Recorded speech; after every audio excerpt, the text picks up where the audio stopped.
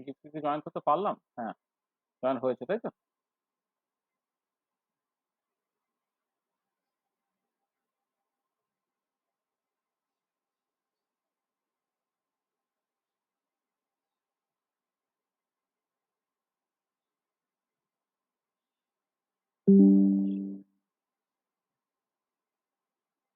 আচ্ছা, ঠিক আছে।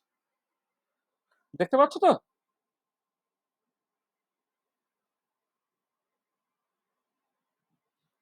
স্ক্রিন দেখা যাচ্ছে তো? হ্যাঁ হ্যাঁ স্যার। তো বলো, তাহলে কার কি অসুবিধা আছে প্রথমে সেটা বলে না, মানে প্রথমে আমরা কার কি অসুবিধা আছে বলতে আমরা শুরু থেকে এটা করবো, সেটা হচ্ছে যে মানে টোটাল অ্যাটমিক স্ট্রাকচার রিভিশন টিভিশন করতে কি কারো যদি কনসেপ্চুয়াল কোথাও কোনো ডাউট থাকে সেটা প্রথমে সলভ করে না, তারপরে আমরা এমসিকিউ যতখানি পর্যন্ত করতে বলেছিলাম সেই রিলেটেড কথাবার্তা বলবো।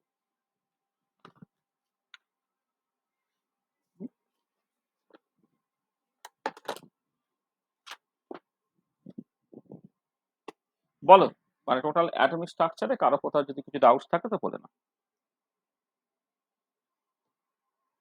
স্যার আব্বা প্রিন্সিপাল অনুযায়ী যখন 1s 2s করে সাজানো হয় তখন তো 3D-টাকে 3D-টার পরে 4P লেখা হয় তো, কিন্তু অনেক অনেক জায়গায় তো 4P-টাকে 3D-র আগেও লিখছে। না, মানে ব্যাপারটা কি জানো তো, ভর্তি হওয়ার সময় তোমাকে কিন্তু প্রথমে 3D ভর্তি করতে হবে, তারপরে 4S, তারপরে 4P। হ্যাঁ, এভাবে, সরি ভুল বললাম, প্রথমে তোমার 4S ভর্তি করলো, তারপর 3D, তারপরে হচ্ছে 4P, মানে আবহাওয়া প্রিন্সিপাল অনুযায়ী আর কি। ঠিক আছে? হুম। হুম। আচ্ছা, হ্যাঁ স্যার। এবারে এবারে যেটা হয় যে তুমি যখন লেখো, লেখার সময় দেখবে হয়তো প্রথমে 3D লেখা হয়েছে, তারপরে 4S, তারপর 4P আসছে। হ্যাঁ, তারপরে এইভাবে পরপর করে করা যায়, কিন্তু ভর্তি হওয়ার সময় তোমাকে মাথায় রাখতে হবে হ্যাঁ হ্যাঁ হ্যাঁ। যে নর্মালি আবহাওয়া প্রিন্সিপাল মেনেই যেটা হওয়ার কথা সেটাই হলো। এবারে কতগুলো জায়গায় আবহাওয়া প্রিন্সিপাল এক্সেপশন থাকে সেগুলো তো আমি বলেইছি কতগুলো জায়গাতে।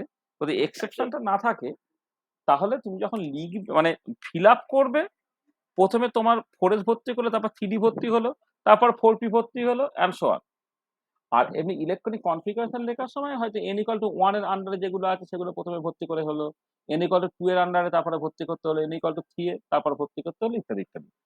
সেটাই। হ্যাঁ, ওটা ঠিক আছে লেখার স্যার। জন্য, লেখার সময় শুধু আর কিছু না। হুম। হ্যাঁ স্যার ঠিক আছে।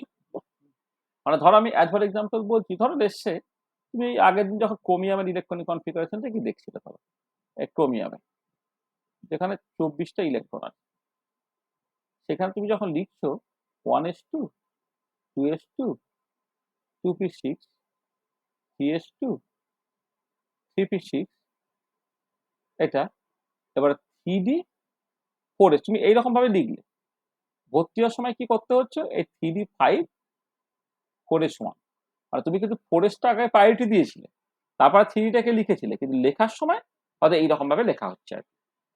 ঠিক আছে? ঠিক বুঝতে আছে স্যার। পেরেছো? হ্যাঁ, হুম। আর কিছু না। বলো আর কিছু।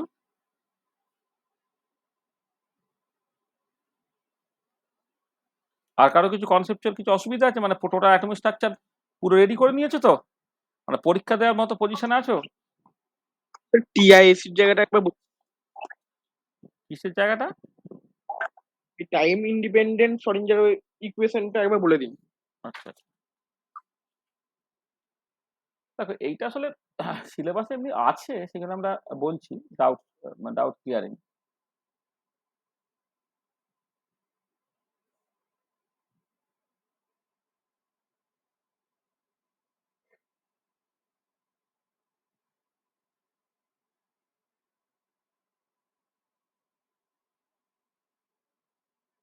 দেখো এই যে টাইম ইন্ডিপেন্ডেন্ট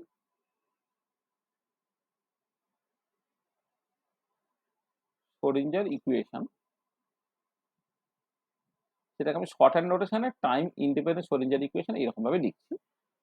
আচ্ছা, টাইম ইন্ডিপেন্ডেন্ট স্ক্রোডিঞ্জার ইকুয়েশনটাকে তোমার, আচ্ছা প্রথম কথা যেটা সেটা হচ্ছে যে যে মাইক্রোস্কোপিক বা সাব অ্যাটমিক ওয়ার্ল্ডে যদি তুমি থাকো,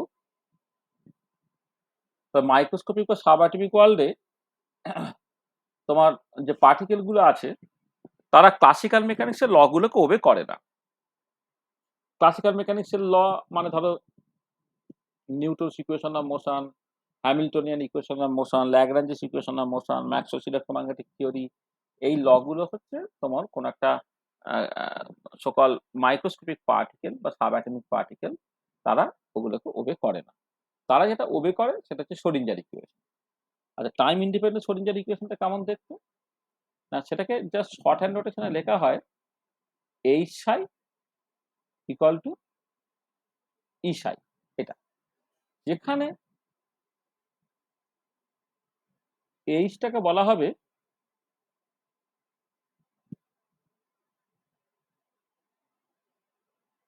হ্যামিল্টনিয়ান অপারেটর, এইচ হচ্ছে হ্যামিল্টনিয়ান অপারেটর, ঠিক আছে? এবং এই যে হ্যামিল্টনিয়ান অপারেটরটা, সেইটাকে তুমি লিখতে পারো minus h cross square by twice m del square plus v, এইরকম করে। আচ্ছা, যেখানে আবার ডেল স্কোয়ারটা কি, যেখানে আবার ডেল স্কোয়ারটা এইটাকে ডাকা হয় হচ্ছে ল্যাবলিশিয়ান অপারেটর, এরকম একটা নাম দিয়ে।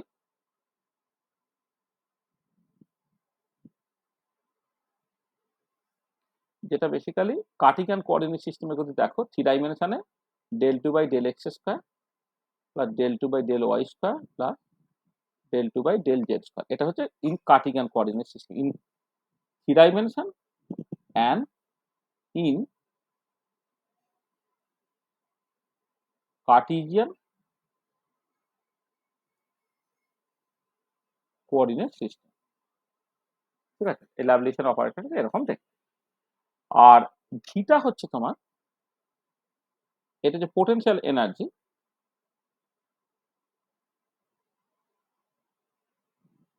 যে পোটেনশিয়াল এনার্জি যে কোনো স্থিতিশক্তি কি হয়, পজিশনের ফাংশন হয়। তাহলে ভিটা হচ্ছে এক্স ওয়াই জেড এর ফাংশন। তাহলে এবার এই পুরো জিনিসটা যদি এখানে বসিয়ে দাও, আর একটা জিনিস বলে নেওয়া ভালো, এখানে সাইটাকে বলা হয় ওয়েভ ফাংশন, ওয়েভ ফাংশন, এবং এই সাইটা সেটা তোমার কার্টিজিয়ান কোঅর্ডিনেট সিস্টেম 3 ডাইমেনশনে এক্স ওয়াই জেড এর ফাংশন, মানে সাইটা বেসিক্যালি তোমার এক্স ওয়াই জেড এর ফাংশন। তারপরে এক্সপ্রেসিভলি লিখলে কি দাঁড়াবে তাহলে?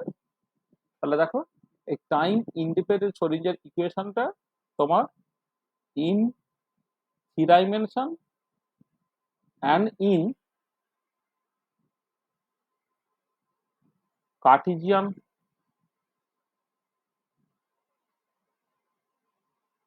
কার্টিজিয়ান কোঅর্ডিনেট সিস্টেম, সেটা হচ্ছে minus h cross square by twice m del two by del x square plus del two by del y square plus del two by del z square plus V x Y Z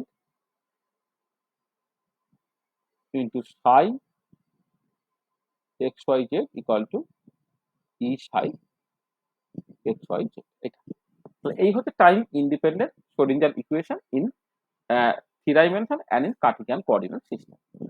আচ্ছা, এটাই যদি আমি কার্টিজিয়ান coordinate সিস্টেমে করছি, কিন্তু 1 ডাইমেনশনে যদি করতাম, এটা যদি 1 ডাইমেনশনে করতাম, 1 ডাইমেনশনে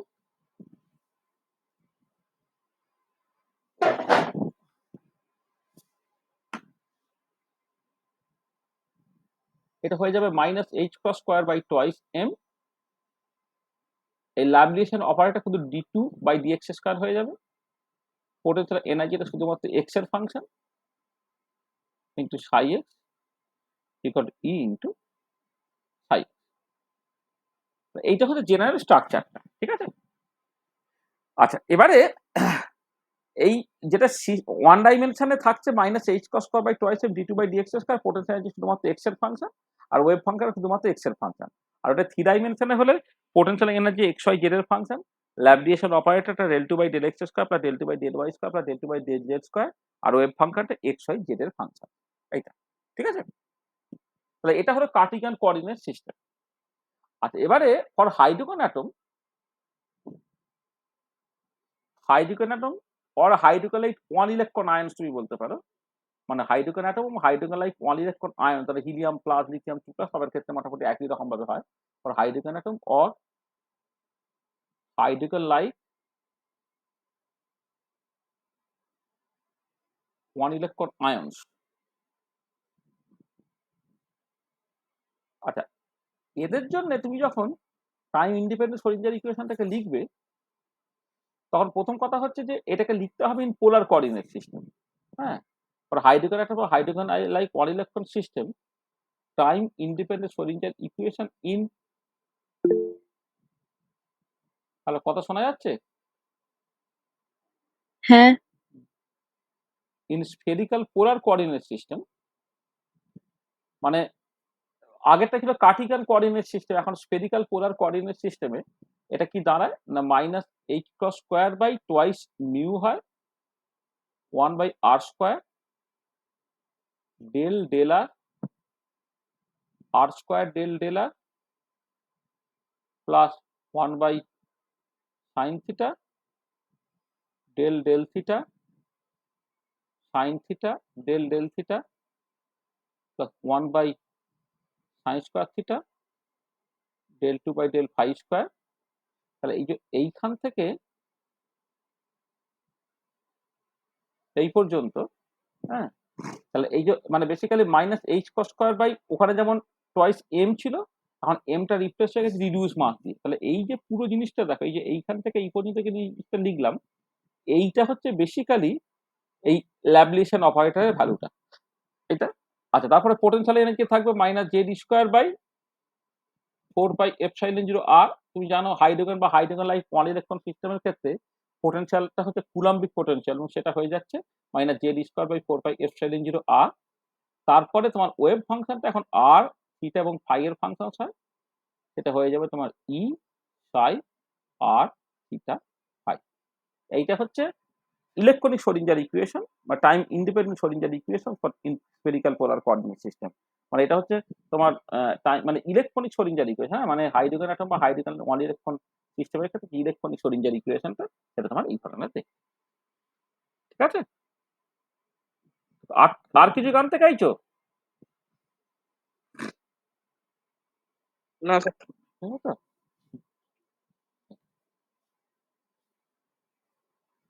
ঠিক আছে, তাহলে আর কিছু হলে বলো। মানে এখানে যেটা বলেছিলাম যে এই যে সাইটা, এটা আগের দিনই বলছিলাম আর থিটা ফাই, এইটাকে বলা হবে তোমার অরবিটাল।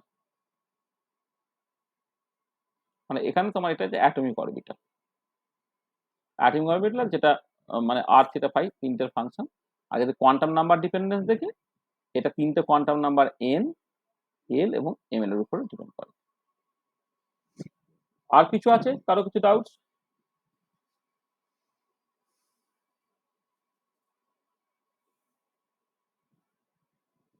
কনসেপচুয়ালি আর কারো কিছু অসুবিধা আছে? সৌর্যা কিছু অসুবিধা আছে? ওটা কি ওই ওখানে মাস্টারমশাই এই অ্যাটমিক স্ট্রাকচার পড়িয়ে ফেলেছে? স্কুলে পড়িয়ে মানে পড়াচ্ছে সে স্যার। আচ্ছা, স্কুলে পড়াচ্ছে, ভালো। মানে স্কুলে কোন চ্যাপ্টার হচ্ছে? এটাই ফার্স্ট চ্যাপ্টার? অ্যাটমিক স্ট্রাকচারটি ফার্স্ট চ্যাপ্টার না আরো চ্যাপ্টার হয়ে গেছে? তার আগে ওই বেসিক কনসেপ্টস অফ কেমিস্ট্রি ওটা হয়ে গেছে। পড়িয়েছি। আচ্ছা, ঠিক আছে, মানে এটা সেকেন্ড চ্যাপ্টার হচ্ছে, তাই তো? হ্যাঁ, ঠিক আছে, আমরা এরপরই বেসিক কনসেপ্ট অফ কেমিস্ট্রি পড়াবো। মানে বেসিক কনসেপ্ট অফ কেমিস্ট্রির মধ্যে যেটা আসলে ফিজিক্সের যে বেসিক কনসেপ্ট, সেখানে ইউনিট ডাইমেনশনটা থাকে। আমরা ইউনিট ডাইমেনশনটা খুব ভালো করে পড়িয়ে সেটা মানে পরীক্ষা টরীক্ষা নিয়ে ওটাকে কমপ্লিট করে রেখেছি। আর তোমাদের সিলেবাসের যে বেসিক কনসেপ্ট অফ কেমিস্ট্রিটা পার্টটা আছে, সেটা আমাদের নেক্সট দিন থেকে এটা শুরু হবে। হ্যাঁ, বলো অ্যাটমিক স্ট্রাকচার আর কি অসুবিধা আছে? যদি কারো কিছু অসুবিধা না থাকে তাহলে আমরা একদম সরাসরি এমসিকিউতে চলে আসছি। তাহলে আগের দিন এমসিকিউ আপ টু 30 পর্যন্ত আলোচনা হয়েছিল। তাহলে এবারে আমরা 30 পর থেকে শুরু করব। দেখো 31 থেকে 40 এর মধ্যে এমসিকিউতে কার কি অসুবিধা আছে সেটা বলো। 31 থেকে 40।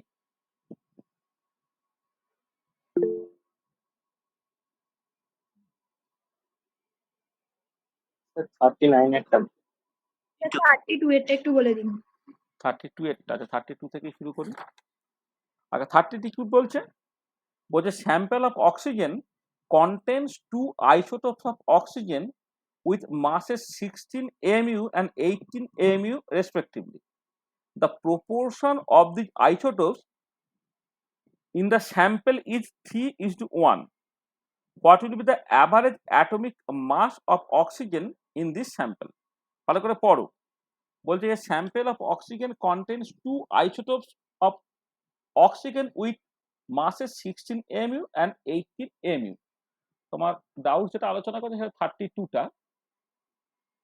সেখানে যেটা বলছে যে অক্সিজেন তুমি দুটো আইসোটোপ নিচ্ছ, একটা অক্সিজেন 16 আর একটা অক্সিজেন 18। এমনি অক্সিজেন তিনটে পসিবল আইসোটোপ হয়, অক্সিজেন 16, 17, 18। কিন্তু এই যে স্যাম্পেলটা সেখানে জাস্ট তোমার দুটোর কথা বলা হচ্ছে, অক্সিজেন 16 অক্সিজেন 18। এবং তাদের যে প্রপোর্শনটা সেটা হচ্ছে এদের যে অনুপাতটা এইটা হচ্ছে তোমার বলে দিকে 3:1 এইটা। What will be the average atomic mass? তোমার অ্যাভারেজ অ্যাটমিক মাসটাকে বের করতে হবে। এটা অ্যাভারেজ অ্যাটমিক মাস। আচ্ছা কি করে করবে অ্যাভারেজ অ্যাটমিক মাস বলো? আচ্ছা তার আগে আমি একটা জিনিস শিখিয়ে দিই। 16 হ্যাঁ হ্যাঁ, তার আগে আমি একটা জিনিস শিখিয়ে দিই। ধরো অনেক সময় এই ধরো এয়ার এর কথা বলছি, এয়ার তো বেসিক্যালি একটা গ্যাস মিক্সচার। আচ্ছা এখানে মূলত কে কে থাকে? অক্সিজেন থাকে আর হচ্ছে তোমার নাইট্রোজেন থাকে। তাহলে অক্সিজেনের মোল ফ্র্যাকশন যেটা এক্সটা হচ্ছে মোল ফ্র্যাকশন বোঝাচ্ছে, মানে মোল ফ্র্যাকশন অফ অক্সিজেন, আর পরেরটা হচ্ছে মোল ফ্র্যাকশন অফ নাইট্রোজেন। তাহলে অক্সিজেনের যে মোল ফ্র্যাকশনটা দেখো সেইটা হচ্ছে বলে না মোটামুটি 5 ভাগের 1 ভাগ হচ্ছে অক্সিজেন থাকে আর 4 ভাগ হচ্ছে নাইট্রোজেন থাকে। এখানে এর মোল ফ্র্যাকশন হচ্ছে 1/5 মতো আর নাইট্রোজেন মোল ফ্র্যাকশন হচ্ছে 4/5 মতো। হ্যাঁ 5 ভাগের 1 ভাগ অক্সিজেন আর 5 ভাগের 4 ভাগ নাইট্রোজেন অ্যাপ্রক্সিমেটলি আর কি। ধরে নাও যে অক্সিজেনের মোল ফ্র্যাকশন 1/5 মানে 0.2 আর নাইট্রোজেনের মোল ফ্র্যাকশন 4/5 অর্থাৎ 0.8। এটা মোল ফ্র্যাকশন কথাটা মানে কি না, যখন একটা মিক্সচার থাকবে কোন একটা physical number of moles by total number of moles. ধরো এখানে যদি তোমার 100 মোল তুমি এয়ার নাও, তার মধ্যে 20 মোল অক্সিজেন আছে, সেখানে 20/100 অর্থাৎ 1/5 এটা হলো অক্সিজেনের মোল ফ্র্যাকশন আর নাইট্রোজেনের মোল ফ্র্যাকশন হচ্ছে তোমার 4/5 এটা। আচ্ছা এবারে এদের যদি অ্যাভারেজ মোলার মাস তুমি বের করো, এটা যদি অ্যাভারেজ মোলার মাস তোমাকে বের করতে হয়,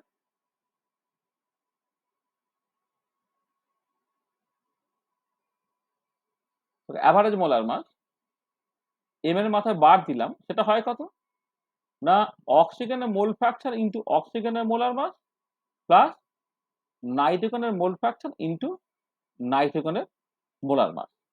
তা কত হবে এটা? 1/5 ইন্টু অক্সিজেনের মোল ফ্র্যাকশন 32 হয় প্লাস 4/5 ইন্টু নাইট্রোজেনের মোল ফ্র্যাকশন 28 হয়। এটাকে করো, এটা করলে বেরোবে 28.8 তোমার বেরোবে এটা। ঠিক আছে, তাহলে অক্সিজেন মলিকুল যেটা তার মোলার মাস হচ্ছে 32 গ্রাম পার মোল। এগুলো সবটাই হচ্ছে গ্রাম পার মোলে। আর নাইট্রোজেনের মোলার মাস 28 গ্রাম পার মোল। তখন তুমি 1/5 ইন্টু এই যে মানে x1 m1 plus x2 m2 মানে 1/5 ইন্টু 32 প্লাস 4/5 28 যদি করো তাহলে 28.8 গ্রাম পার মোল এটা তোমার হচ্ছে। তাহলে এই যে কনসেপ্টটা আমি এখানে শেখালাম তোমাকে, হ্যাঁ, যে যদি কখনো একটা মিক্সচার থাকে তাহলে তার অ্যাভারেজ মোলার মাস কেমন করে ক্যালকুলেট করতে হয়। এই পার্টিকুলার কেসে অ্যাভারেজ মোলার মাস তাহলে কি, অ্যাভারেজ অ্যাটমিক মাস তাহলে কি হবে? অ্যাভারেজ অ্যাটমিক মাস তাহলে কি হবে বলো? 16 into 3 plus 18 into 1/4. এক্স্যাক্টলি, তার মানে তুমি মোল ফ্র্যাকশনের টার্মসে করলে ও 16 এর মোল ফ্র্যাকশন কত? 3/4 ইন্টু 16 প্লাস ও 18 এর মোল ফ্র্যাকশন কত? 1/4 ইন্টু 18, যেটা হবে দিস ইজ দ্য অ্যান্সার। অ্যান্সারটা কত বলো? 12, 16.5. হ্যাঁ ঠিকই 16.5। এইটা this should be the answer. এবং এএমইউ তে হবে কারণ এখানে সবকিছু দেওয়া আছে তোমার এএমইউ তে, অ্যাটমিক মাস ইউনিটে যেটা বেরোলো এএমইউ তেই বেরোলো। তো 32টা হলো। বুঝতে পারে 32 যার প্রবলেম ছিল? হ্যাঁ স্যার। ঠিক আছে। আচ্ছা নেক্সট কোনটা বলো? 32 এর পরে 39 বলেছিলে না একজন? 39 হ্যাঁ বলেছিলে স্যার। তো? হ্যাঁ 39 the increasing order for the values of e by m, এটা তোমাকে বের করতে বলেছে। তার ইনক্রিজিং অর্ডার, হ্যাঁ, মানে ই বাই এম রেশিও, ই মানে হচ্ছে বেসিক্যালি চার্জ বাই মাস রেশিওটা বলেছে তোমার, চার্জ বাই মাস রেশিও, এটা তোমাকে ক্যালকুলেট করতে বলেছে। হ্যাঁ, চার্জ বাই মাস রেশিও তার ইনক্রিজিং অর্ডার তোমাকে সাজাতে বলেছে।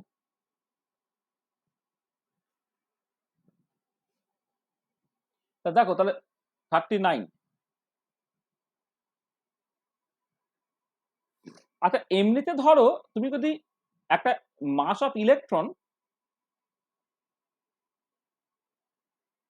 যদি তুমি এম ই করো, তাহলে এই মাস অফ প্রোটন সেটা approximately equal to mass of neutron, এইটা এটা কত হয় মোটামুটি ভাবে 1836 গুণ ইন্টু মাস অফ ইলেকট্রন হয়, এটা তুমি মাথায় রাখবে। আচ্ছা এবারে তোমার চার্জ অফ ইলেকট্রন যদি তুমি ই ধরো, ইটা হচ্ছে যদি মাইনাস হয়, চার্জ অফ প্রোটন হচ্ছে ইলেকট্রনের মাসের সঙ্গে সমান, শুধু অপোজিট সাইন এইটা। চার্জ অফ নিউট্রনটা হচ্ছে তোমার বেসিক্যালি 0। আর আরেকটা এখানে কি আছে এক্সট্রা, যেটা আছে আলফা পার্টিকেল আছে। ও আলফা পার্টিকেল, যেটা আলফা পার্টিকেল কি ডাই পজিটিভ হিলিয়াম আয়ন, তাই তো? তাহলে আলফা পার্টিকেল যে ডাই পজিটিভ হিলিয়াম আয়ন, তার ক্ষেত্রে চার্জটা হবে কত? চার্জ হচ্ছে 2 ইন্টু ই, হ্যাঁ এটা। আর তার মাসটা কত হবে? 4 into mass of a proton আর neutron, mass of a proton আর নিউট্রন, মানে প্রোটন আর নিউট্রন যাই বলো না কেন, এটা basically 4 into 1836 into mass of electron. মানে আলফা পার্টিকেল হচ্ছে di positive helium ion. Di positive helium মানে হিলিয়ামের দুটো প্রোটন দুটো নিউট্রন থাকে, টোটাল মাসটা হচ্ছে 4 ইউনিট। আর ওখান থেকে দুটো ইলেকট্রন বেরিয়ে গেল, তার দুটো পজিটিভ চার্জ হয়ে গেল, তার মানে তার চার্জটা হচ্ছে 2 ইন্টু ইলেকট্রনের চার্জ, মানে শুধু এর ক্ষেত্রে এটা নেগেটিভ হলে এটা হচ্ছে তোমার পজিটিভ, আর কিছু না। তাহলে এবারে তুমি খেয়াল করো, এবারে তোমাকে যখন বের করতে বলছে তুমি পরপর করে করে ফেলতে পারবে। হুম, মানে আমি ধরো তোমার ই বাই এম রেশিওটাকে ক্যালকুলেট করছি, ই বাই এম রেশিওটাকে ক্যালকুলেট করছি, ধরে নাও প্রথমে নিউট্রনের জন্য, এটা সার্টেনলি তোমার 0 বেরোবে, বাকি কিছু জানার দরকার নেই, কারণ নিউটনের চার্জ হচ্ছে 0 বলে। আচ্ছা ই বাই এম রেশিওটা তুমি ধরো আলফা পার্টিকেলের জন্য বের করছো,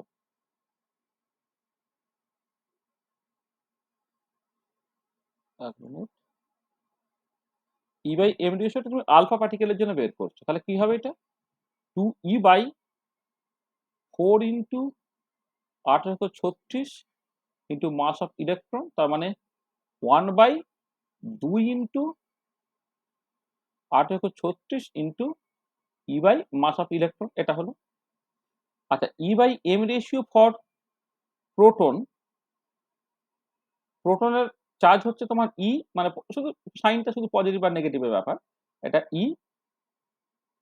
এখানে হচ্ছে তোমার আর মাস হচ্ছে প্রোটনের মাস হচ্ছে তোমার ইলেকট্রনের মাঠে 1836 গুণ around 1836 into mass of electron, তার মানে এটা হচ্ছে 1 by 1836 into e by m e হলো এইটা। আর ইলেকট্রনের জন্য তো অ্যাজ ইউজুয়াল তোমার আছে, ইলেকট্রনের জন্য ই বাই এম। তাহলে তুমি কম্পেয়ার করে দেখো, তাহলে সবচেয়ে ছোট কার? নিউটনের জন্য সবচেয়ে কম, তার থেকে একটু বড় হচ্ছে তোমার আলফা পার্টিকেল, তার থেকে বড় হচ্ছে প্রোটন, তার থেকে বড় হচ্ছে তোমার ইলেকট্রন। তাহলে এই হচ্ছে তোমার রেশিও, এটা অর্ডারটা। নিউটনের ক্ষেত্রে সবচেয়ে কম, আলফা পার্টিকেলের তারপরে, তারপরে হচ্ছে প্রোটনের, তারপরে হচ্ছে তোমার ইলেকট্রন। বুঝতে পেরেছো? তাহলে এটা হচ্ছে ডি অপশন হচ্ছে কারেক্ট। হ্যাঁ, তাহলে আগেরটা অপশন কত ছিল? 32-এর এই যে 16.5টা কোন অপশন ছিল, কত নম্বর অপশন? ডি ছিল। অপশন এটা ডি ছিল। আর এইটা কত অপশন? এটাও ডি, তাই তো? হ্যাঁ স্যার। ঠিক আছে, তাহলে 31 থেকে 40-এর মধ্যে আর কারো আছে? Sir 36 এরটা। 36। In tritium, the number of protons and neutrons respectively are, আচ্ছা ট্রিটিয়াম হচ্ছে হাইড্রোজেনের একটা আইসোটোপ। 36 এই যে হাইড্রোজেনের যে আইসোটোপস গুলো আছে,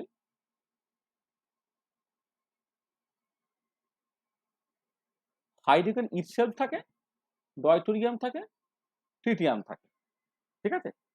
আচ্ছা হাইড্রোজেন যেটা তার তোমার এও একটা, মানে সেখানে প্রোটনের সংখ্যা একটা আর অ্যাটমিক নাম্বার একটা, এর ক্ষেত্রে কোনো নিউট্রন থাকে না।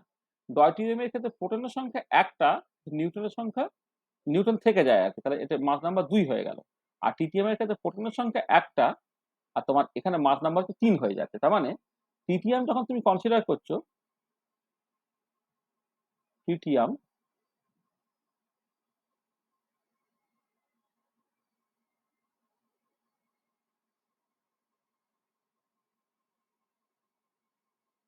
ট্রিটিয়ামের ক্ষেত্রে তোমার নাম্বার অফ প্রোটনস তো সবসময় অ্যাজ ইউজুয়াল একটা হবে, আর নাম্বার অফ নিউট্রনস কটা?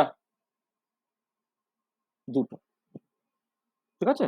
নাম্বার অফ প্রোটন হচ্ছে একটা আর নাম্বার অফ নিউট্রনস হচ্ছে দুটো। বুঝতে পেরেছো? হ্যাঁ স্যার। আর কিছু? 31 থেকে 40 আর নাই তো? 31 থেকে 40 আর কারো অসুবিধা নেই তো? না স্যার। আচ্ছা এবারে 41 থেকে 50-র মধ্যে বলো। 43, 43 55, এক এক করে করা যায়। 43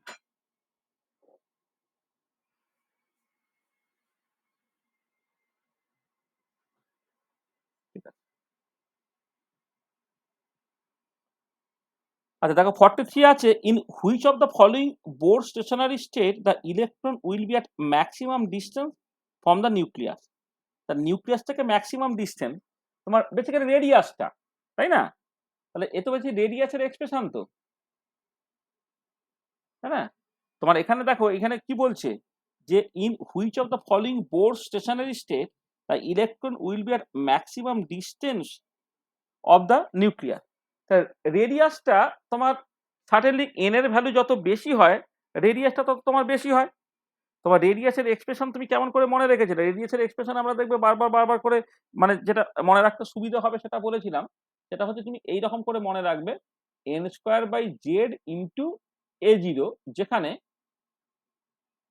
এ জিরোটা হচ্ছে তোমার বোর্ড রেডিয়াস, মানে এন ইকাল টু 1 এর জন্য করসপন্ডিং রেডিয়াসটা আছে, এ জিরো হচ্ছে বোর্ড রেডিয়াস। আর বাকি তো তোমার সব জানা আছে। হাইড্রোজেন অ্যাটমের জন্য জেড ইকাল টু তোমার এখানে 1 হবে। তারপরে এবার পরিষ্কার দেখো যে আর এনটা এটা actually proportional to N square. তাহলে ক্লিয়ারলি যার এন ভ্যালু সবচেয়ে বেশি হবে তার ক্ষেত্রে ডিস্টেন্সটা তত বেশি হবে। এখানে যে অপশনস গুলো আছে, এন ইকাল টু 2 আছে, 1 আছে, 5 আছে আর 3 আছে, তাহলে 5 নম্বরটা অপশন, তার মানে অপশন সি হচ্ছে কারেক্ট, অপশন সি। বুঝতে পেরেছো? হ্যাঁ, আচ্ছা নেক্সট হচ্ছে 45 বললে। হ্যাঁ স্যার। হ্যাঁ স্যার। আচ্ছা 45 কি বলছে? বলছে এ gas absorbs a photon of 355 nanometer and emits at 2 wavelengths. If one of the emission is at 680 nanometer, the other is at, দেখো এটা ভালো করে পড়ো। বলছে একটা ফোটন, মানে একটা গ্যাস একটা ফোটন অ্যাবজর্ব করছে, কার ওয়েভলেন্থ বলে দিয়েছে 355 ন্যানোমিটার। তাহলে ওয়েভলেন্থের সঙ্গে অ্যাসোসিয়েট একটা এনার্জি আছে। তাহলে 355 ন্যানোমিটার ওয়েভলেন্থের লাইট, মানে তার একটা স্পেসিফিক এনার্জি আছে। এবারে সেই ফোটনটা অ্যাবজর্ব করে সে কি করছে না, দুটো লাইট ছাড়ছে যার ওয়েভলেন্থ গুলো আলাদা। একটা হচ্ছে 680 ন্যানোমিটার, তাহলে আর একটা কত তোমাকে বের করতে বলেছে। তাহলে ব্যাপারটা দেখো যে যেটা ব্যাপার যে এনার্জিটা E1 প্লাস E2 এটা তো তোমার টোটাল এনার্জির সঙ্গে সমান হবে। আর এবারে ফোটনের জন্য এনার্জি এইচ নিউ বা h C by lambda, h C by lambda 1 plus h C by lambda 2, সেটা হতে হবে তোমার এইচ সি বাই ল্যামডার সঙ্গে সমান। হ্যাঁ, মানে ফোটনের ক্ষেত্রে এনার্জি বুঝতে পারছো তো, মানে এনার্জি অফ ফোটন ইটা একটা এইচ নিউ মানে হচ্ছে এইচ সি বাই ল্যামডা না, যেখানে এইচ হচ্ছে প্ল্যাঙ্ক কনস্ট্যান্ট, সেটা হচ্ছে স্পিড অফ লাইট। তাহলে এইচ সি কেটে গেল, তাহলে কত হবে 1/λ1 প্লাস 1/λ2টা হয়ে যাচ্ছে 1/λ। এইখান থেকে তুমি এক কাজ করো, λ2টা আমি বের করবো, তাহলে 1/λ2 হচ্ছে 1/λ মাইনাস 1/λ1। এটা তাহলে কত হচ্ছে, এটা λ1 উপরে হচ্ছে λ1 মাইনাস ল্যামডা হলো। তাহলে এইখান থেকে λ2টা তাহলে কত হবে না λ1 বাই λ1 মাইনাস ল্যামডা। এটা এই যে 1/λ2 যদি λ1 minus lambda by lambda into λ1 হয়, তাহলে λ2টা কত হবে λ1 বাই λ1 মাইনাস ল্যামডা। আচ্ছা, ল্যামডাটা হচ্ছে যে ওয়েভলেন্থের লাইট সে অ্যাকচুয়ালি অ্যাবজর্ব করেছিল, 355 ন্যানোমিটার। আচ্ছা, দুটো যে ফোটন বেরিয়েছে তার মধ্যে একটা ফোটন এনার্জি কত বলছে, একটা ফোটন ওয়েভলেন্থ কত বলে দিয়েছে 680 ন্যানোমিটার, 680 ন্যানোমিটার ডিভাইডেড বাই কত হবে না 680 ন্যানোমিটার মাইনাস 355 ন্যানোমিটার। এইটা তাহলে ন্যানোমিটারে অ্যান্সার বেরোবে কত, অ্যান্সার দেখো তো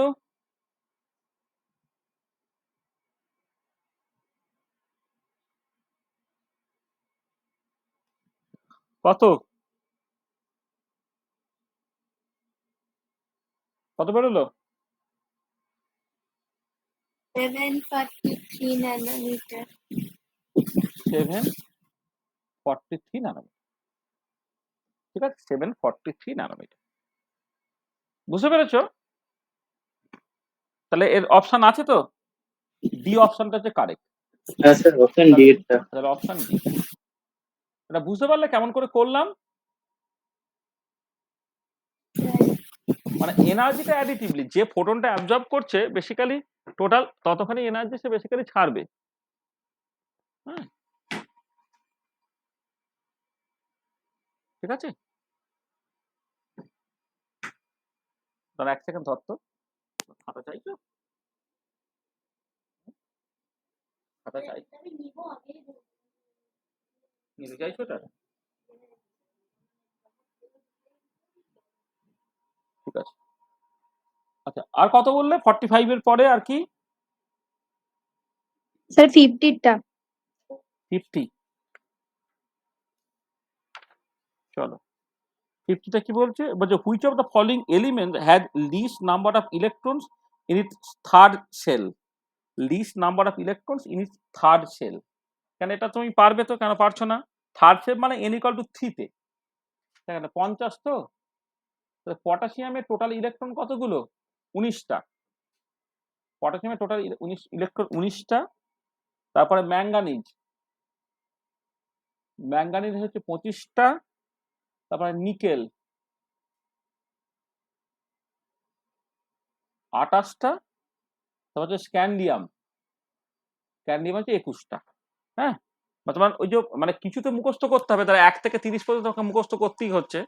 হ্যাঁ, তোমার একদম মানে hydrogen, helium, lithium, beryllium, boron, carbon, nitrogen, oxygen, fluorine, neon, sodium, magnesium, aluminium, silicon, phosphorus, sulphur, chlorine, argon, potassium, calcium. তারপরে scandium, titanium, vanadium, chromium, manganese, iron, cobalt, nickel, copper, zinc.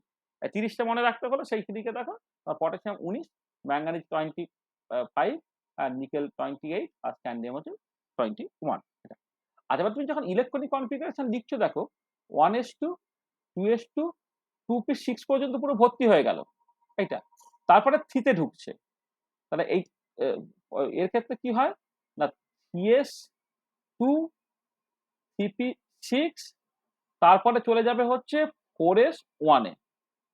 এক্ষেত্রে 3-তে তোমার এ থেকে, তাহলে এক্ষেত্রে টোটাল n = 3-তে বলেছো তো, তোমার চেয়েছে কি মানে কোথায় গেল, কিন্তু third shell, third shell n = 3-তে। তাহলে থার্ড শেলে এখানে নাম্বার অফ ইলেকট্রন থার্ড শেলে কতগুলো হলো তোমার 8টা। আর তোমার ম্যাঙ্গানিজ যখন তুমি করছো দেখো 1s2, 2s2, 2p6, 3s2, 3p6, 4s2, আর বাকিটা 3d-তে যাবে, 3d-তে যাবে। সেটা কটা না 5টা। ঠিক আছে, তার 3-তে কতগুলো গেল, এখানে nটা হচ্ছে তোমার 13টা, 8 আর 5 13।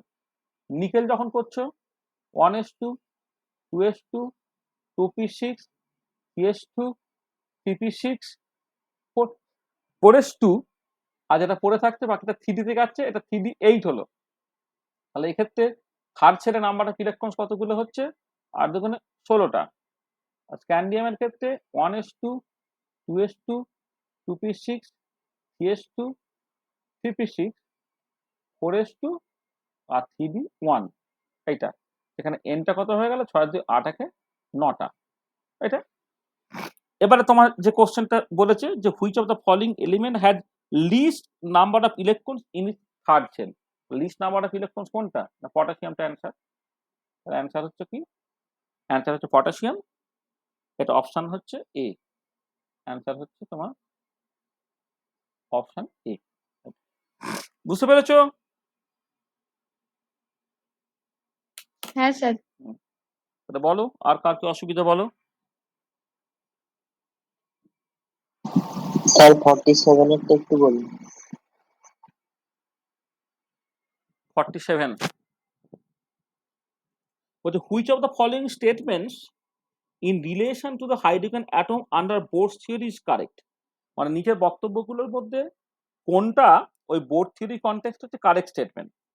এ হচ্ছে 3s orbital is lower in energy than 3p orbital, 3p orbital is lower in energy than 3d orbital, 3s and 3p orbitals are of lower energy than 3d orbital, 3s 3p and 3d orbitals all have the same energy. বলো কোনটা উত্তর লিখবো?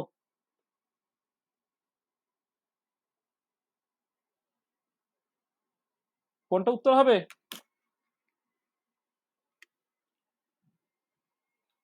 Option D. Option A বলছে, sir DEd.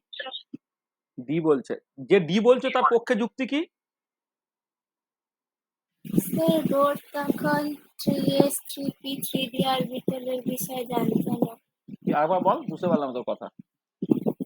বলছি bore তখন 3s 3p আর 3d অরবিটালের বিষয়ে জানতো না। হ্যাঁ, মানে বেসিক্যালি ওই থেকে বড় কথা হচ্ছে যে বোর থিওরিতে এনার্জিটা শুধুমাত্র প্রিন্সিপাল কোয়ান্টাম নাম্বার এন এর উপর ডিপেন্ড করে। মানে তোমার রিলেটিভিস্টিক সমারফিল্ড থিওরিতে প্রথম এলো এনার্জিটা এন এর সঙ্গে সঙ্গে অ্যাজিমুথাল কোয়ান্টাম নাম্বার এল এর উপর ডিপেন্ড করে। মানে বাস্তবিকই তুমি যদি দেখো তাহলে 3s 3p 3d এর মধ্যে 3s এর এনার্জি কম, তারপর 3p, তারপর 3d। এটা হচ্ছে সত্যি কথা। কিন্তু বোর থিওরি বা নন রিলেটিভিস্টিক সমারফিল্ড থিওরি সেখানে কিন্তু এনার্জিটা শুধুমাত্রই প্রিন্সিপাল কোয়ান্টাম নাম্বার এন এর উপর ডিপেন্ড করে। তাহলে এটা কথা হচ্ছে যে in Bohr theory energy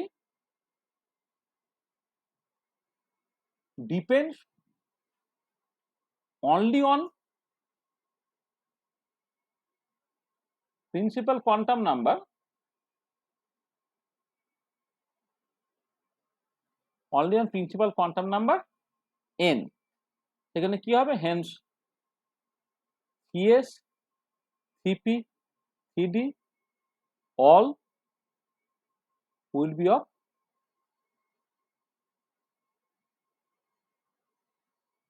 same energy। হ্যাঁ, 3s 3p 3d all will be of same energy। ঠিক আছে, বোঝা গেল? আর এইখানে একটা এক্সট্রা পয়েন্ট তোমায় বলে রাখি যেটা তোমার অ্যাকচুয়ালি কাজে লাগবে, যে in relativistic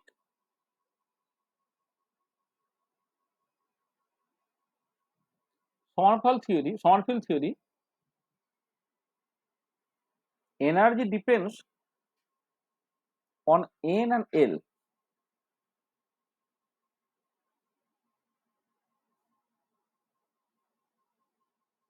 energy depends on both n and l। দেন যেটা হবে 3s এর এনার্জি সবচেয়ে কম, 3p এনার্জি তারপরে বেশি, তারপর 3d। এইটা হবে তোমার অর্ডার অফ এনার্জি। বুঝতে পেরেছো? হ্যাঁ স্যার। আর কি বলো? আপ টু 50 পর্যন্ত আর কারো কিছু অসুবিধা আছে?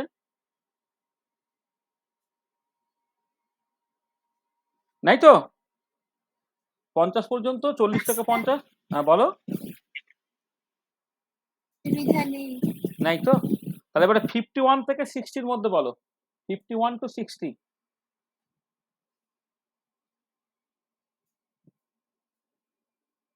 51 থেকে 60 বলো। কাকু 54 এরটা বলে দাও। 54 এরটা, 54 হচ্ছে বলছে in the ground state an element has 13 electrons in its third shell, the element is।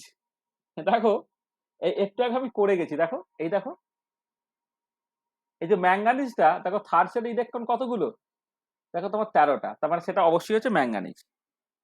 বুঝতে পারছো?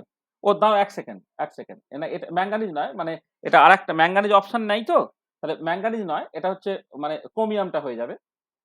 দেখো তোমার 54-এ যখন তুমি ইলেকট্রনিক কনফিগারেশন লিখবে, থার্ড সেলে বলছে 13টা ইলেকট্রন আছে। আচ্ছা এর মধ্যে এবারে যে কটা অপশন তোমার এখানে দেওয়া আছে, দেখো তোমার কপার থেকে শুরু করে, কপার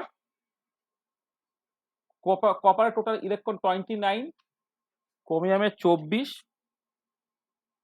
নিকেলের 28, আর আয়রনের হচ্ছে 26। তাহলে এই 1s2, 2s2, 2p6 পর্যন্ত কমন হলো, 3s2, 3p6 পর্যন্ত হলো, এখানে 4s1, 3d10 হয়। ক্রোমিয়ামের ক্ষেত্রে যখন হবে 1s2, 2s2, 2p6, 3s2, 3p6 হলো, 4s1 হয়, আর 3d5 হয়। Nickel 1s2, 2s2, 2p6, 3s2, 3p6, 4s2 তে চলে গেল, 3d-তে 8টা ইলেকট্রন হলো, আর 1s2, 2s2, 2p6, 3s2, 3p6, 4s-এ তোমার 2টো ইলেকট্রন চলে গেল, তাহলে 3d-তে তোমার টোটাল ইলেকট্রন তো এখানে 26টা, তার বাকি যেটা পড়ে রইল সেটা হচ্ছে 6টা। তাহলে এবারে থার্ড সেল মানে এইটা,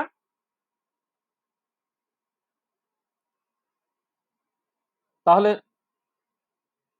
number of electrons in the third shell, এটার ক্ষেত্রে কত হচ্ছে 18টা, পরেরটার ক্ষেত্রে দেখো 8-5 13টা, নিকেলের ক্ষেত্রে কত হচ্ছে 8-2 16টা, আর এক্ষেত্রে হচ্ছে তোমার 14টা। তাহলে কোনটা correct? Chromium is the correct answer. বুঝতে পেরেছো? হ্যাঁ বুঝতে পেরেছি। এটা আচ্ছা বলো 51 থেকে 60-এর মধ্যে আর কি আছে? 51 থেকে 60-এর মধ্যে কিছু স্যার অসুবিধা? 58। 58, চলো 58 পড়ে নাও।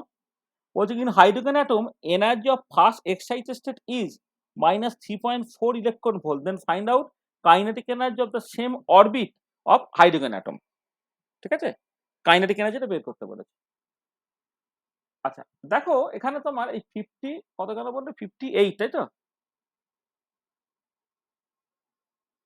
আচ্ছা 58 আমি একটা জেনারেল জিনিস তোমায় শিখিয়ে দিই।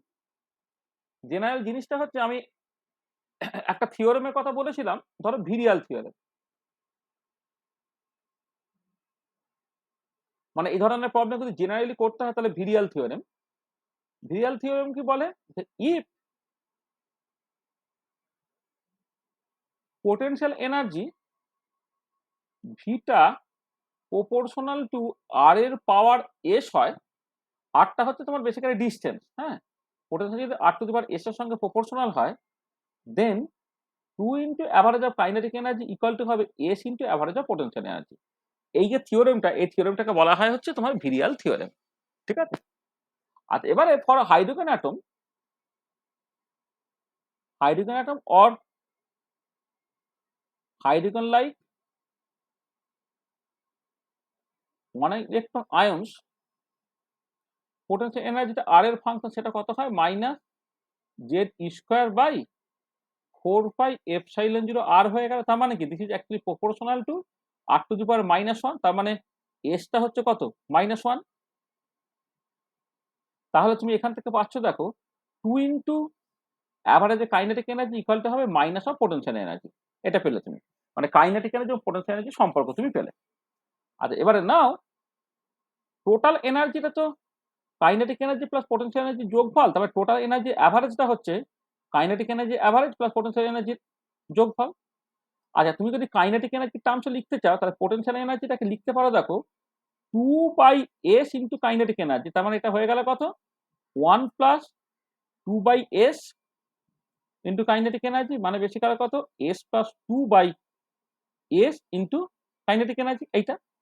তাহলে মানে তার মানে এখান থেকে তুমি বলতে পারছো যে কাইনেটিক এনার্জি অ্যাভারেজটা সেটা হচ্ছে s/s প্লাস 2 ইন্টু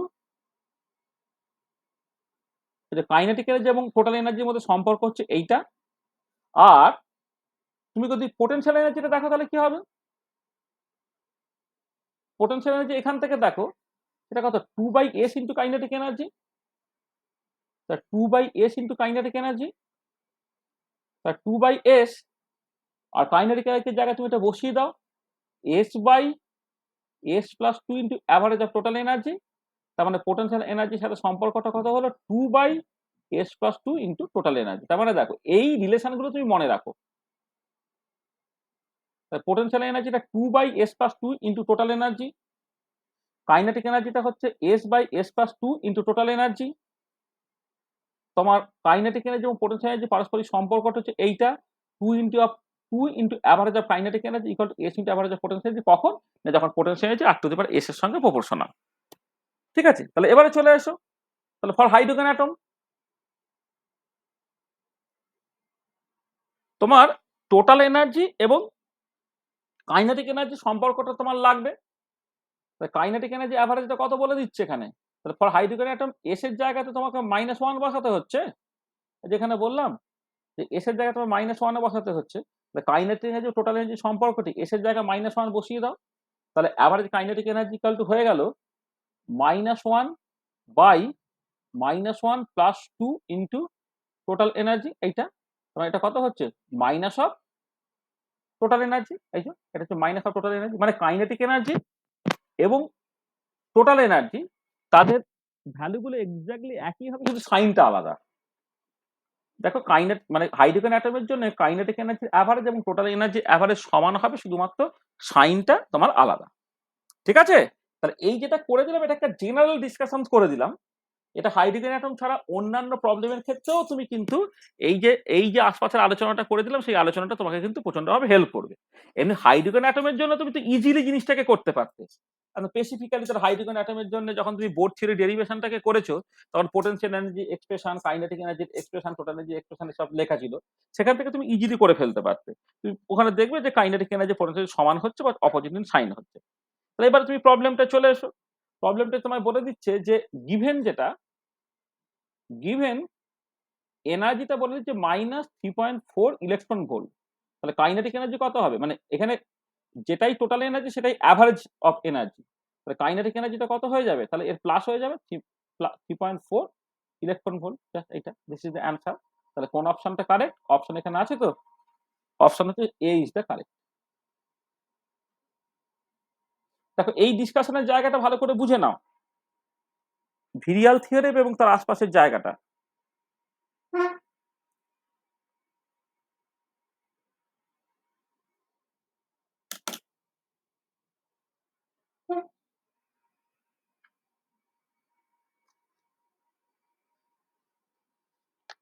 কি বুঝেছো, বুঝতে পেরেছো?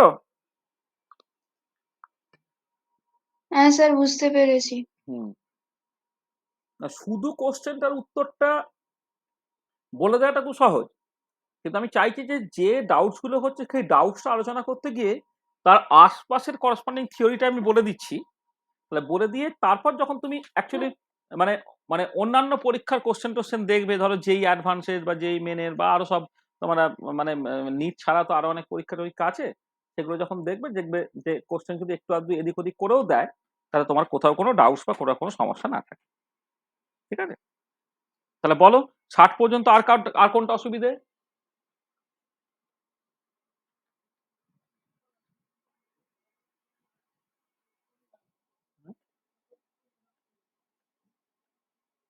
1 ঘন্টা কেন?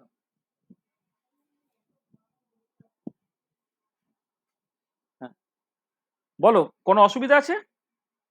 আপ টু 60 পর্যন্ত আর বলো।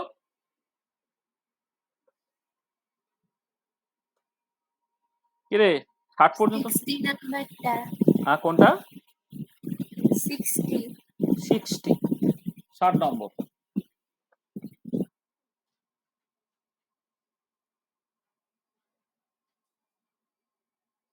ষাট নম্বর কি বলছে? বলছে in the Bohr model of the hydrogen atom, the ratio of the kinetic energy to the total energy of the electron in a quantum state n is.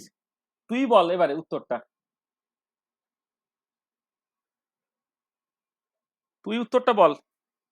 মানে in the Bohr model of hydrogen atom, the ratio of the kinetic energy to the total energy of the electron in a quantum state n is. বল তুই বল কি হবে?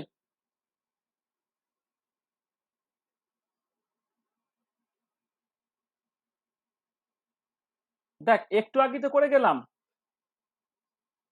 কি রে? -1 হবে। হ্যাঁ, তা from virial sir theorem, -1 হবে। দেখো ফ্রম ভিরিয়াল থিওরেম জেনারেল এক্সপ্রেশনটা কি? Average of kinetic energy equal to s by s plus 2 into potential energy. তাহলে অ্যাভারেজ কাইনেটিক এনার্জিটা হয়ে যাচ্ছে তোমার s by s plus 2 into total energy. তাহলে তোমাকে টোটাল কাইনেটিক এনার্জি আর টোটাল এনার্জি রেশিও বলেছে, তাই তো? কাইনেটিক এনার্জি আর টোটাল এনার্জি রেশিও, তাহলে কাইনেটিক এনার্জি আর টোটাল এনার্জি রেশিও তাহলে কত? s by s plus 2। এবার ফর হাইড্রোজেন অ্যাটম এসটা কত বলেছিলাম? -1। তাহলে হেন্স টি আর ই টোটাল কাইনেটিক এনার্জি এবং টোটাল এনার্জির রেশিওটা হবে -1 ডিভাইডেড বাই -1 প্লাস 2, সেটা হয়ে যাবে তোমার -1। তাহলে এক্ষেত্রে অপশন কোনটা? অপশন হচ্ছে সি। সি। ঠিক আছে, হলো আপ টু 60 পর্যন্ত। আপ টু 60 পর্যন্ত হয় না, মানে 60 পর্যন্ত। আপ টু মানেই তো পর্যন্ত। আপ টু 60 বলো, কারো আছে আজকে আর?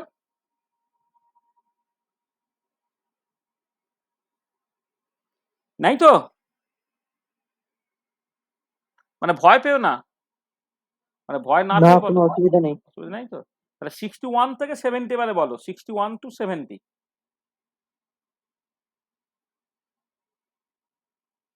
বলো। স্যার 62 এটা বলে দিন। 62 এটা স্যার। 62, আচ্ছা 62 বলছে কি? For which orbital probability density has a non zero value at the nucleus. এই এটা তো আমি বারবার বলেছি গো। কে আমাকে কোশ্চেনটা কে করলি? এটা কার কোশ্চেন?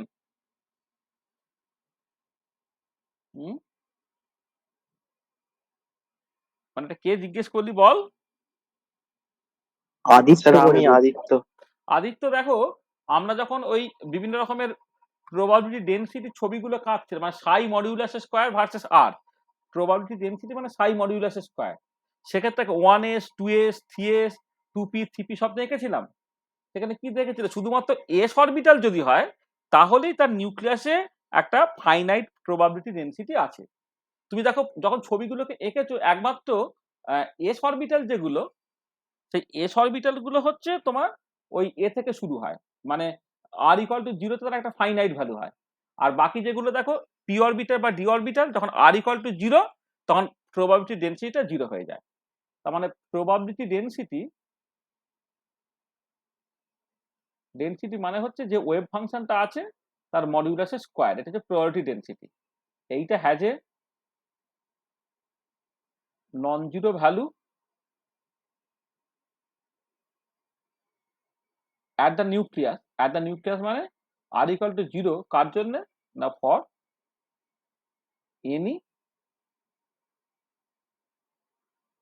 S orbital. যে কোনো এস অরবিটাল, 1s বলো 2s বলো 3s বলো 4s বলো, যে কোনো এস অরবিটালেই তোমার একটা ফাইনাইট প্রবাবিলিটি থাকবে। বুঝতে পার? বুঝতে পেরেছো? হ্যাঁ স্যার ঠিক আছে। যে কোনো এস অরবিটালে হ্যাঁ স্যার। নিউক্লিয়াসে একটা ফাইনাইট প্রবাবিলিটি থাকবে। এবারে টোটাল প্রবাবিলিটিটা আলটিমেটলি 0 হয়, তার কারণটা কি? না নিউক্লিয়াস একটা ফাইনাইট প্রবাবিলিটি ডেনসিটি আছে, তাকে গুণ করতে হবে নিউক্লিয়াসের ভলিউম দিয়ে, তবে total probability inside the nucleus পাওয়া যাবে। এবারে নিউক্লিয়াসের ভলিউমটা নেগলিজিবলি স্মল বলে এই ফাইনাইট প্রবাবিলিটি ডেনসিটিটাকে নিউক্লিয়াসের ভলিউম দিয়ে গুণ করার পরেও যেটা বেরোবে সেটা টেন্ডস টু 0। এটা নিউক্লিয়াসে কোনো ইলেকট্রন থাকে না, কিন্তু এস অরবিটালের জন্য নিউক্লিয়াসে একটা ফাইনাইট প্রবাবিলিটি ডেনসিটি থাকে, কিন্তু পি বা ডি অরবিটালের ক্ষেত্রে সেটা হবে না। বোঝা গেছে? হ্যাঁ স্যার। নেক্সট বলো। আপ টু 70 পর্যন্ত, আপ টু 70 বা 70 পর্যন্ত।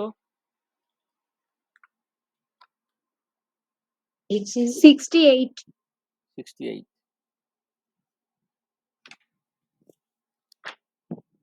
68 বলছে which one is not paramagnetic among the following. আচ্ছা এইটা হয়তো একটু বুঝতে তোমাদের অসুবিধা হবে। এইটা একটুখানি বুঝতে তোমাদের অসুবিধা হবে। হ্যাঁ, মানে এটা আসলে এর জন্য একটু বন্ডিং জানতে পারলে অ্যাকচুয়ালি ভালো হয়। মানে প্যারাম্যাগনেটিক মানে মূলত যেটা কথা সেটা হচ্ছে অড নাম্বার অফ ইলেকট্রনস কোথাও আছে কিনা তোমাকে দেখতে হয় আর। হ্যাঁ, মানে এখানে যাকে মানে এটা অ্যাটম, তো এটা তুমি এমনি করে ফেলতে পারো, আমি তোমাকে শিখিয়ে দিচ্ছি। মানে প্যারাম্যাগনেটিক মানে হচ্ছে তোমার দেখতে হবে যে অড নাম্বার অফ ইলেকট্রন আছে কিনা। অড নাম্বার অফ ইলেকট্রন মানে যদি মানে if there is any unpaired electron, then it will be paramagnetic. Unpaired electron থাকলে প্যারাম্যাগনেটিক হবে। এবারে দেখো এখানে যে ইলেকট্রন গুলো আছে, ক্লোরিন Cl মাইনাস। আচ্ছা Cl মাইনাসে কটা ইলেকট্রন? 18টা, তাই তো? তাহলে electronic configuration 1s2 2s2 2p6 3s2 3p6।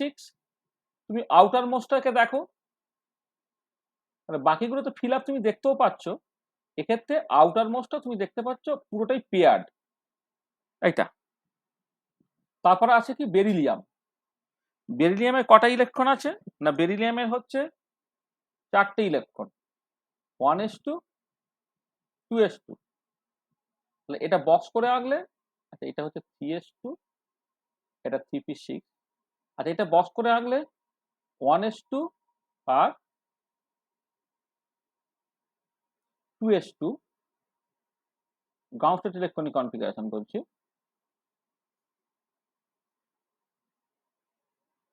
1s2 তাহলে এখানেও পেয়ার্ড, এখানেও পেয়ার্ড। তারপরে আছে Ne2+, Ne2+। আচ্ছা নিয়ন 2+ এ কটা ইলেকট্রন হবে? না নিয়নের এমনি ইলেকট্রন কত তোমার? 28টা, তাই তো? তা থেকে দুটো কম মানে 26টা ইলেকট্রন হবে। তাহলে 1s2 2s2 2p6 3s2 3p6। আচ্ছা 4s-টাকে আগে লিখে ফেলছি, 4s2 আর 3d6 হবে। মানে নিয়ন 2+ বলেছে, তাহলে নিয়নের টোটাল ইলেকট্রন 28টা, 2+ যেহেতু দুটো ইলেকট্রন বেরিয়ে গেল তাহলে রইল 26টা। তাহলে এবারে দেখো আউটার মোস্টটাকে দেখো, এই 4s-এ দুটো ইলেকট্রন হয় পেয়ার হয়ে আছে 4s2-তে, কিন্তু 3d-তে যে ইলেকট্রন গুলো আছে দেখো 1 2 3 4 5 6টা ইলেকট্রন, মানে প্রথমে একটা একটা করে গেল, 5টা হলো। নিয়নের নম্বর তো 10। অনেক তো ও এটা 10 নিয়ন আছে, ও atomic সরি আমি নিয়ন আমি নিকেল ধরে করছি। এ বাবা sorry sorry sorry sorry sorry, এটা 8। হ্যাঁ আমি ওই মাথায় নিকেলটা ঘুরছে, নিয়ন আছে না নিকেল নয়, এটা তাহলে এটা ভুল হয়েছে, সরি।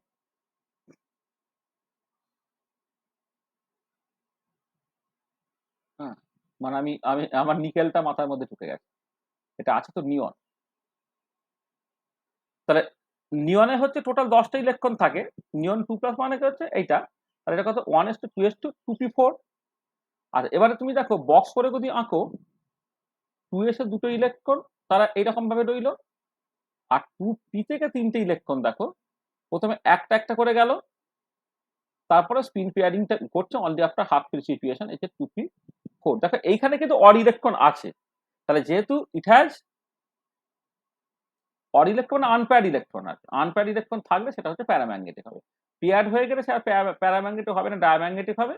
আর যদি তোমার আনপেয়ার্ড থাকে তাহলে প্যারাম্যাগনেটিক হবে। It has unpaired electrons and hence it is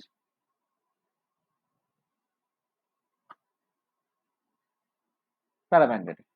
আচ্ছা, আরেকটা যেটা আছে সেটা আমি একটু করে দেখিয়ে দিই। আরেকটা আর্সেনিক আছে, তাই তো?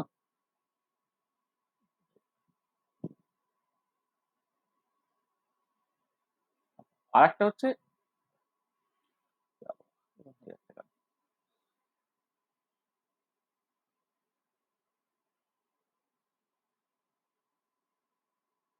আর্সেনিক, আর্সেনিক প্লাস প্লাস হলে তার ইলেকট্রন হবে 32, 1s2, 2s2, 2p6, 3s2, 3p6 হলো, 3d10 হলো, 4s2 হলো, আর 4p2 হলো। এইটা 4p2 হলো।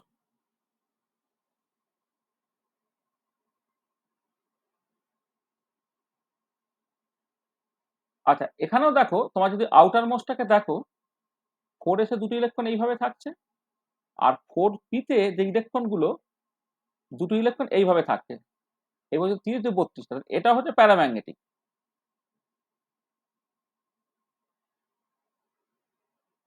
এইটা Cl মাইনাস আর্গনের কনফিগারেশন। এইটা হচ্ছে তোমার মানে এখানে কি, এখানে তো দুটো অপশন কারেক্ট আছে তাহলে। এখানে দেখো তোমার কি কোশ্চেনটা কি চেয়ে, কে প্যারাম্যাগনেটিক না কে প্যারাম্যাগনেটিক নয়, কোনটা চেয়েছে? Which one is not paramagnetic, sorry which one not paramagnetic. তাহলে এইটা দেখো ক্লোরিনটা সার্টেনলি হচ্ছে নট প্যারাম্যাগনেটিক। আচ্ছা, আরেকটা ব্যাপার আছে, এটা নট প্যারাম্যাগনেটিক, ঠিক আছে? আচ্ছা, এবারে সেই অনুযায়ী তোমার বেরিলিয়াম যেটা, হাইড্রোজেন, হিলিয়াম, লিথিয়াম, বেরিলিয়াম, বেরিলিয়ামের 4টে ইলেকট্রন, সেই রেসপেক্টে এইটা তোমার অ্যাপারেন্টলি প্যারাম্যাগনেটিক মনে হচ্ছে, কিন্তু একটা কথা একটুখানি বলে নেওয়া ভালো। সেটা হচ্ছে এই যে যে যদিও বেরিলিয়ামের ইলেকট্রনিক কনফিগারেশনটা এরকম ভাবে লেখা হয়, কিন্তু যেটা হয় যে তোমার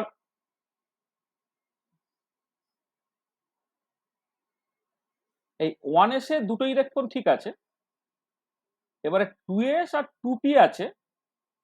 এবার এটা দেখতে পাওয়া যে কার্বনের যেমন হয় আর কি, যে তোমার এই 2s থেকে একটা ইলেকট্রন খুব ইজিলি 2p তে চলে যায়। 2s এবং 2p তারা এনার্জেটিক্যালি খুব কাছাকাছি বলে একটা ইলেকট্রন 2s থেকে 2p খুব ইজিলি চলে যায়। সেই জন্য একটা 2s এ একটা ইলেকট্রন থাকে, 2p তে একটা ইলেকট্রন থাকে, তখন এটা আবার প্যারাম্যাগনেটিক হয়ে যায়। আসলে যেটা হয় যে বেরিলিয়ামের যে গাউস স্টেট ইলেকট্রনিক কনফিগারেশন যদিও 1:2s2, কিন্তু 2s থেকে 2p তে খুব ইজিলি একটা ইলেকট্রন চলে যেতে পারে, কারণ 2s এবং 2p এনার্জেটিক্যালি হচ্ছে খুব কাছাকাছি, ঠিক আছে? তা 2s থেকে যদি ইলেকট্রনটা 2p তে চলে গেছে, তাহলে দেখো অড ইলেকট্রন হয়ে গেল, তখন সে আবার প্যারাম্যাগনেটিক হয়ে যাবে। তার মানে এর মধ্যে দেখো ক্লোরিন মাইনাস সে ইনার ক্যাশ ইলেকট্রনিক কনফিগারেশন পেয়ে গেছে আর্গনের মতো, সে কোনো রকম ভাবে প্যারাম্যাগনেটিক হতে পারবে না। কিন্তু বাকিরা নিয়ন 2+ এবং আর্সেনিক প্লাস, এরা তো সার্টেনলি প্যারাম্যাগনেটিক হচ্ছে। আর বেরিলিয়ামটা যদিও লো টেম্পারেচারে বা গাউস স্টেটে প্যারাম্যাগনেটিক হবে না, কিন্তু এক্সাইটেশনে সে প্যারাম্যাগনেটিক হয়ে যায়। কিন্তু বেরিলিয়ামটাকেও এখানে প্যারাম্যাগনেটিক ধরে নেওয়া হয়েছে, মানে প্যারাম্যাগনেটিক হচ্ছে রাদার আর কি, মানে একদম গাউস স্টেটে যদি দেওয়া হয় এক্সাইটেশনে সে প্যারাম্যাগনেটিক হবে। সেখানে কারেক্ট অপশনটা হচ্ছে তোমার এ, যেখানে তোমার অড নাম্বার অফ ইলেকট্রন কোনোভাবে হওয়ার সম্ভাবনা নেই, কারণ এখানে ইনার কাছে ইলেকট্রনিক কনফিগারেশন পেয়ে গেছে। সেখানে ক্লোরিন মাইনাসটা সেই কখনো প্যারাম্যাগনেটিক হবে না, বাকিটা কিন্তু প্যারাম্যাগনেটিক হতে পারে। ঠিক আছে?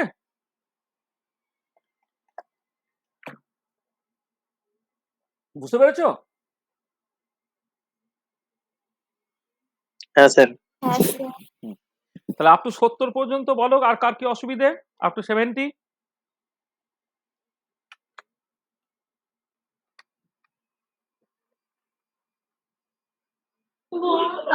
65. 65 বলছে a subshell with n equal to 6 আর l ইকুয়াল টু 2 ম্যাক্সিমাম কতগুলি ইলেকট্রন থাকতে পারবে? এখানেই হয়ে যাবে। 65 দেখো n ইকুয়াল টু বলে দিয়েছে তোমার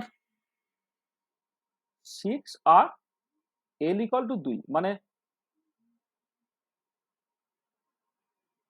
আচ্ছা এই অরবিটালটার নাম কি হবে বলো তো, কে বলবে? বলো। 6d অরবিটাল, তাই না? স্যার 10টা ইলেকট্রন। হ্যাঁ, মানে এটা হচ্ছে এই অরবিটালটা হচ্ছে 6d অরবিটাল, তাই না? n ইকুয়াল টু 6 আর l ইকুয়াল টু 2 হলে। আর এবারে এখানে ম্যাক্সিমাম নাম্বার অফ ইলেকট্রনস আমি আগের দিন তো শেখালাম, ম্যাক্সিমাম নাম্বার অফ ইলেকট্রনস আমি আগের দিনটাকে ভালো করে শেখালাম যে এখানে এই 12 plus 1 into 2 this would be the answer. কোন একটা পার্টিকুলার অরবিটাল বা পার্টিকুলার সাবশেল যাই বলো, পার্টিকুলার অরবিটাল বা পার্টিকুলার সাবশেল অ্যাকচুয়ালি ক্যারেক্টারাইজ হবে কি দিয়ে? না অ্যাজিমুথাল কোয়ান্টাম নাম্বার এল দিয়ে। Azimuthal quantum L equal to এখানে যদি 2 হয় তাহলে এল এর জন্য total number of electron 2 into 12 plus 1, তাহলে এল এর জায়গায় 2 বসিয়ে দাও, 2 ইন্টু 2 প্লাস 1 মানে হয়ে গেল তোমার 10টা। ঠিক আছে? হ্যাঁ, বুঝতে পেরেছি। হুম হুম। বলো আপ টু 70 পর্যন্ত। আমি বারবারই কিন্তু বাজে বাজে কথাগুলো বলছি, আপ টু 70 পর্যন্ত হয় না, মানে আপ টু মানেই তো পর্যন্ত, আপ টু 70 অথবা 70 পর্যন্ত। হ্যাঁ বলো আপ টু 70 কত? 60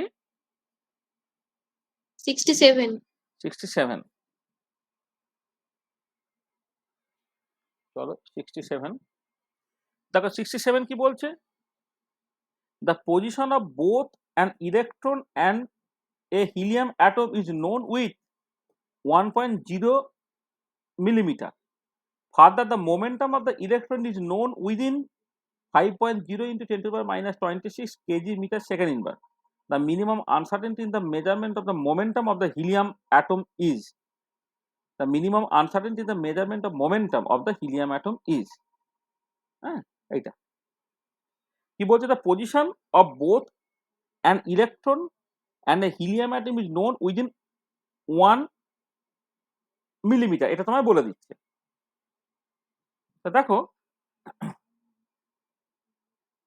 তোমার এইটা হাইসেনবার্গ আনসার্টেনিটি প্রিন্সিপাল থেকে delta from Heisenberg uncertainty principal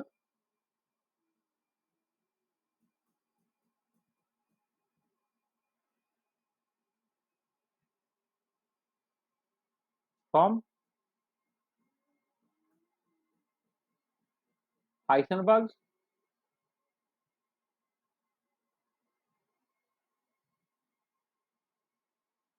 uncertainty principle, delta x into delta px greater equal to h cos by 2। এবার পড়ি ভালো করে কি বলছে।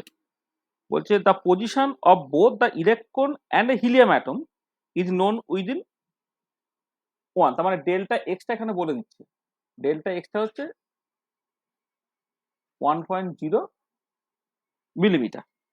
Further, the momentum of the electron is known এইটা। আচ্ছা তাতে কিছু এসে গেল না, মানে এটা কেন ইলেকট্রনটা বলে কি লাভটা হচ্ছে জানি না। তাহলে the minimum uncertainty the measurement of momentum of helium is. দেখো এটা বেসিক্যালি ডেল্টা পিএক্স এর যে মিনিমাম ভ্যালুটা,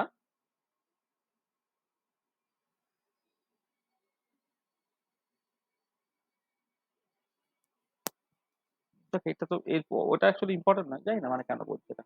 মানে এই যে মানে এখানে ধরো তুমি তো এই যে ইলেকট্রনের জন্য যে পজিশন মোমেন্টাম আনসার্টেনিটিটা এখানে অ্যাকচুয়ালি ব্যবহার করা হয়েছে, সেটা হয়তো একটা নির্দিষ্ট উদ্দেশ্যে ব্যবহার করা হয়েছে, মানে জানি না এটা কেন ব্যবহার করেছে, করার কথা নয়। হুম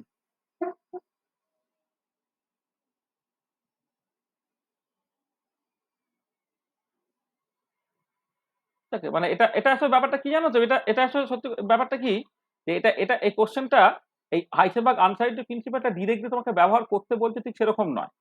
মানে ব্যাপারটা কিরকম দেখো, এই যে delta x delta P x, এইটা তো greater equal to H cross by 2, তার মানে delta x delta P x এইটা তুমি ইলেকট্রনের জন্যই করো,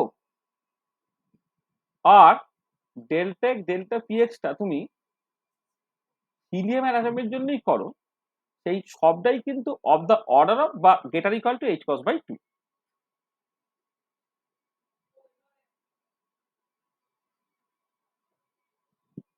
এটা কিন্তু সবটাই হচ্ছে greater equal to H cross by 2, এটা।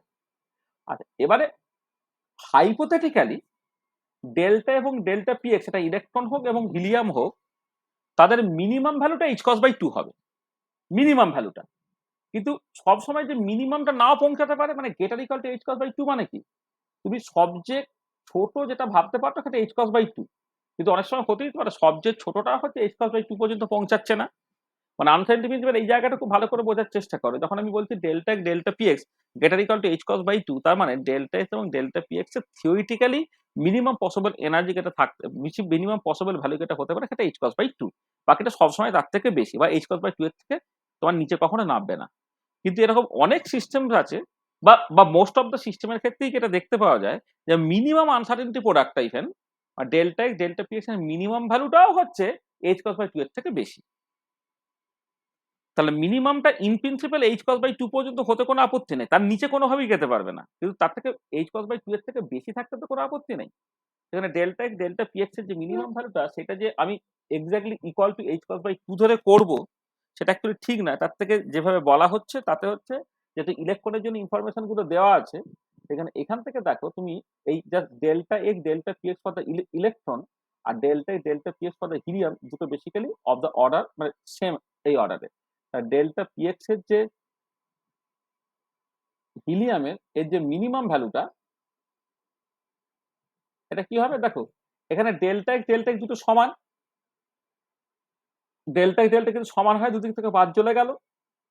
তোমার delta x delta P x electron আর delta x delta P x helium, সেখান থেকে delta P x for helium যখন তুমি ক্যালকুলেট করছো, delta x of electron into delta P x of electron তার মিনিমামটা বলছে, বাই তোমাকে লিখতে হবে কি ডেল্টা এক্স ফর হিলিয়াম। এই দুটো সমান বলে তুমি জাস্ট বাদ দিয়ে দিলে, এটাও তোমার 1 ন্যানোমিটার এই অর্ডার, এটা এই ন্যানোমিটার এই অর্ডার, যেগুলো বাদ চলে গেল। ডেল্টা পি এক্স ইলেকট্রনের যেটা মিনিমাম ভ্যালু তার সঙ্গে সমান হবে এটা, সেটা হবে 5.0 into 10 to the power minus 26 KG metre second, এবং সেটাই হচ্ছে। তাহলে হিলিয়ামের যেটা মিনিমাম ভ্যালু সেটা হচ্ছে তোমার 5.0 10 টু দি পাওয়ার মাইনাস 26। সেইখানে উত্তরটা দেখো, উত্তরটা অ্যান্সারটা হচ্ছে অপশন ডি আছে, অপশন ডি। বুঝতে পারলে? আচ্ছা এবার এখানে এই কন্টেস্টে একটা কথা বলি যে যদি তোমার এই ইলেকট্রনের জন্য ইনফরমেশন গুলো না দেওয়া থাকতো, শুধুমাত্র হিলিয়ামের ইনফরমেশন গুলো দেওয়া আছে, তখন তুমি অল্টারনেটিভলি এটা করতে পারতে। অল্টারনেটিভলি ডেল্টা পি এক্স এই যে মোমেন্টামের যে মিনিমাম ভ্যালুটা, এটা of the order of H cross by 2 into delta X এর ম্যাক্সিমাম ভ্যালু, মানে যে ডেল্টা পি এক্স এর মিনিমাম ভ্যালুটা এইচ কস বাই 2, আর ডেল্টা পি এক্স এর মিনিমাম ভ্যালুটা হচ্ছে H cross by 2 into delta X এর ম্যাক্সিমাম ভ্যালু। এটা সেই মতো করে তুমি একটা করতে পারতে। ধরো এটা এইচ কস মানে এইচ ওভার 2 পাই, মানে H over 4 pi into delta X এর ম্যাক্সিমাম ভ্যালু, এটা সেটা কত হবে 6.626 into 10 to the power minus 34 joule second.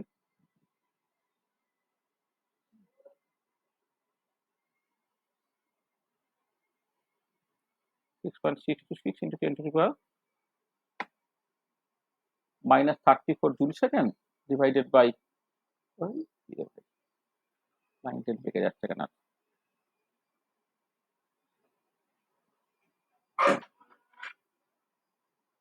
By হচ্ছে তোমার 4 ইন্টু পাই এর অ্যাপ্রক্সিমেট ভ্যালু 3.14 তুমি নাও, আর ডেল্টা এক্স এর ম্যাক্সিমাম ভ্যালু যেটা বলেছে কত 1 মিলিমিটার, 1 মিলিমিটার মানে 1 ইন্টু 10⁻³ মিটার, তাই তো? 1 মিলিমিটার বলেছে ন্যানোমিটার বলেছে গো? 1 মিলিমিটার বলেছে -3 মিটার। আচ্ছা এইটাকে ক্যালকুলেট করে দেখো তো কত হচ্ছে, এটা করে আমাকে বলো তো কত হচ্ছে। সবাই এসআই ইউনিটে বসিয়েছো মানে উত্তরটা সেই কেজি মিটার সেকেন্ড ইনভার্সই বেরোবে। এটা কোষে আমাকে বলো তো কত উত্তর বেরোচ্ছে।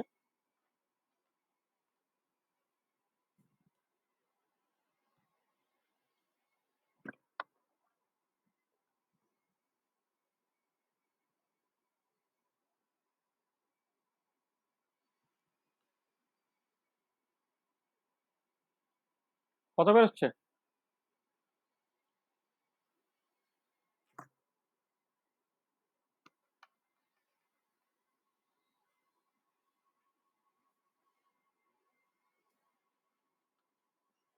ঠিক কত হলো?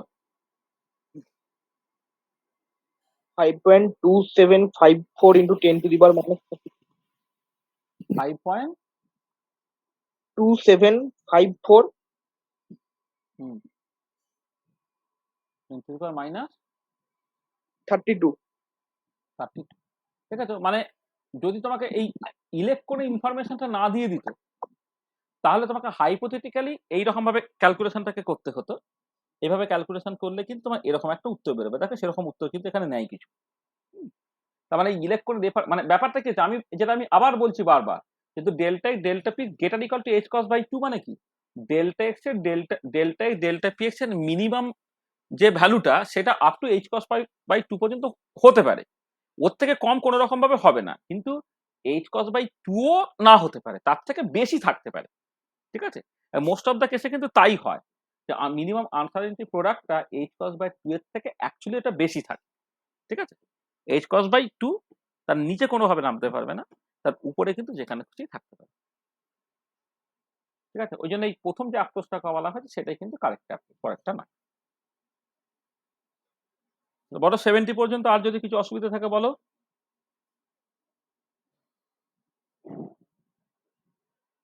আছে আর কিছু আপ টু 70 আছে? নাই তো, তাহলে 71 থেকে 80 বলো। 71 থেকে 80 বলো। স্যার 73 টা। 73। 78. 73টা প্রথমে করি। 73 কি বলছে, the energy of photon is given as delta e per atom, আর কি সেটা হচ্ছে 3.03 into 10 to the power minus 19 joule per atom. Then the wavelength lambda of the photon is, এটা তুমি করতে পারবে তো বাবা? হ্যাঁ, the energy of the photon সেটা তোমার বলে দিয়েছে ডেল্টা ই বাই অ্যাটম, সেটা হচ্ছে তোমার জুল পার অ্যাটমে বলে দিয়েছে। তো সেখান থেকে তোমাকে কি হতো, ওয়েভলেন্থটাকে বের করতে হবে। তাহলে কি, তাহলে এনার্জিটা কি হয়, এনার্জিটা হচ্ছে তোমার basically H C by lambda. তো ল্যামডা যখন ক্যালকুলেট করবে কি হবে, এইচ সি বাই ই হবে। এইচটা হচ্ছে 6.626 into 10 to the power minus 34 joule second. সেটা হচ্ছে 3 into 10 to the power 8 metre per second. আর নিচে এনার্জিটা কত বলে দেওয়া আছে, 3.03 into 10 to the power minus 19 তোমার জুল। এইটা তা দেখো, এটা হচ্ছে উত্তরটা তোমার মিটারে বেরোলো। মিটারে কত উত্তর বেরোচ্ছে বলো তো, এটা কোষে বলে দাও। 6.626 ইন্টু 3 দিকে হচ্ছে 03, এইটুকু করে ফেলো। আমি না বাকি পাওয়ারটা না নিজে নিজে করে নেব, মানে 6.626 ইন্টু 3 ডিভাইডেড বাই 3.03, এইটুকু করো।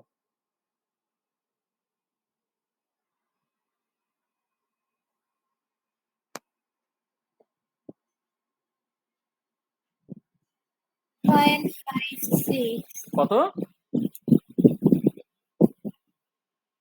কত বললে? 6.56 হলো, তাই তো? 6.56 দেখো 6.56 ইন্টু 10 to the power কত হচ্ছে, দেখো এখানে এই 19টা এই উপরে চলে গেল, 19 আর 8 এ 27 হয়ে গেল, -7 হচ্ছে স্যার। -7, তাই তো? হুম। -7 হচ্ছে, -7 মিটারে, ঠিক আছে? এবার তুমি যদি ন্যানোমিটারে করো তাহলে দেখো 0.0656 ইন্টু 10⁻⁹ মিটার, সরি সরি, মানে আমি যদি এখানে এইখানে হচ্ছে তোমার 10⁻⁹, এখানে উত্তরগুলো সব ন্যানোমিটারে দেওয়া আছে না? হ্যাঁ, ন্যানোমিটারে দেওয়া থাকলে তাহলে এইখানে তোমার 100 দিয়ে গুণ করতে হবে, তার মানে 656 ইন্টু 10⁻⁹ মিটার, তার মানে 656 nanometre. This is the answer. ঠিক আছে, তাহলে অপশন কি আছে?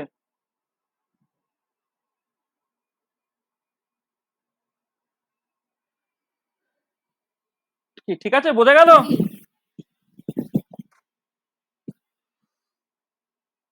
আর কোনটা? 78. 62টা আনসার মেলেনি স্যার। কোনটা? স্যার 62টার আনসার মিলছিল না স্যার। আরে 62টা তুই এতক্ষণ পরে 62টা তুই কি ঘুমোচ্ছিলি বাবা? 62, 62 করে দিলাম তো। 62 বলছিস তো, মানে 62 বলে তো সেটাকে। হ্যাঁ স্যার। আরে বাস, হ্যাঁ স্যার। 62 অ্যান্সার মিলছে না আবার কথাটা, মানে কিন্তু 4 এ না অ্যান্সার আছে তো, আছে সেই তো বলা হলো। আর কি বলছিস বলতো? ও স্যার, ওটা স্যার 72 হবে। জিশান্ত আমাকে 62 লিখছিল, যেটা ও আনসার মিলছিল না। আচ্ছা আচ্ছা, 72। আচ্ছা, 72টা বলছে the de Broglie wavelength of a particle with mass 1 milligram and velocity 100 metre per second is. খুব সহজ ব্যাপার। From de Broglie wave particle duality কি হচ্ছে? De Broglie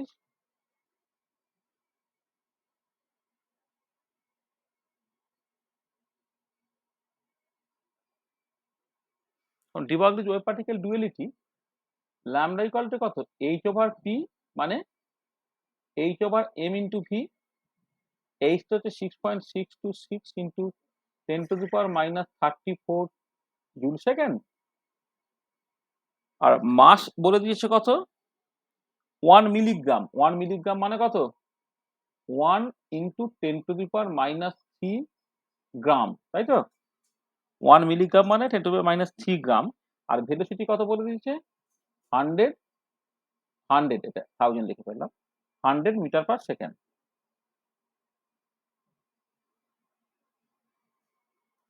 metre per second. তাহলে ক্যালকুলেশন করলে কত হবে? এখানে হচ্ছে 10⁻⁻1 হয়ে উপরে চলে গেল, মানে 6.626 ইন্টু 10⁻³ ওয়েভলেন্থ যখন তুমি করবে আলটিমেট একটা মিটারে অ্যান্সার বেরোবে। এটা উত্তরগুলো কিসে দেওয়া আছে? মিটার না সেন্টিমিটারে? এটা দেওয়া আছে। এই তো এ ইজ দ্য কারেক্ট অ্যান্সার। তার উত্তর মিলছে না কোথায় বাবা? ওই 6.63 আছে, যা 6.626 মানে হচ্ছে 6.3। এটা বেসিক্যালি হচ্ছে তোমার আসলে প্লাঙ্ক কনস্ট্যান্টের ভ্যালু অনেক সময় 6.63 নিয়ে কাজ করে আর কি। এটা 6.3 ইন্টু 10⁻³ মিটার। ঠিক আছে? মাসটাকে তো এসআই ইউনিটে আচ্ছা। আনতে হবে। কোনটা? মাসটা মাসটা এসআই আনতে হবে, ঠিকই বলেছো। ওটা তো কেজিতে হবে ভাই, হ্যাঁ 10 টু দ্য হ্যাঁ মাইনাস। হ্যাঁ হ্যাঁ, ঠিকই বলেছো। এটা হচ্ছে কেজিতে নিয়ে আসতে হবে না? ঠিকই আছে, ওই জন্য উত্তরটা মেলেনি। ওটা হচ্ছে তোমার এটা মাসটা মিলিগ্রামে আছে, মিলিগ্রাম থেকে কেজিতে নিয়ে যেতে হবে। কেজিতে নিয়ে গেলে এটা হতে হবে তোমার বেসিক্যালি 1.0 ইন্টু 10⁻⁻6 কেজি, তাই তো? এইটা তাহলে এটা 10⁻30 হয়ে যাবে, তাই না?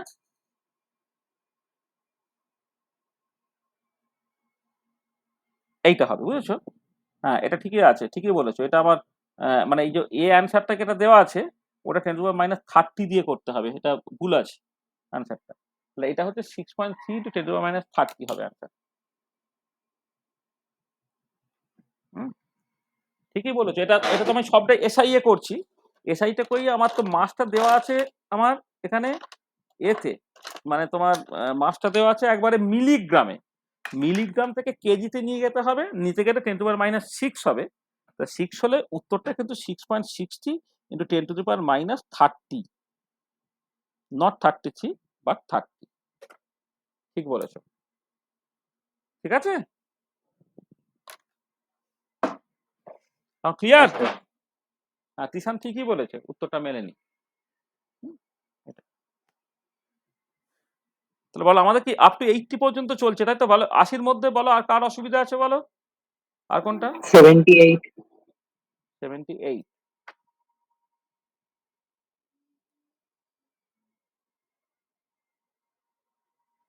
78। দেখো কি বলছে, which of the following function is not নর্মালাইজেবল।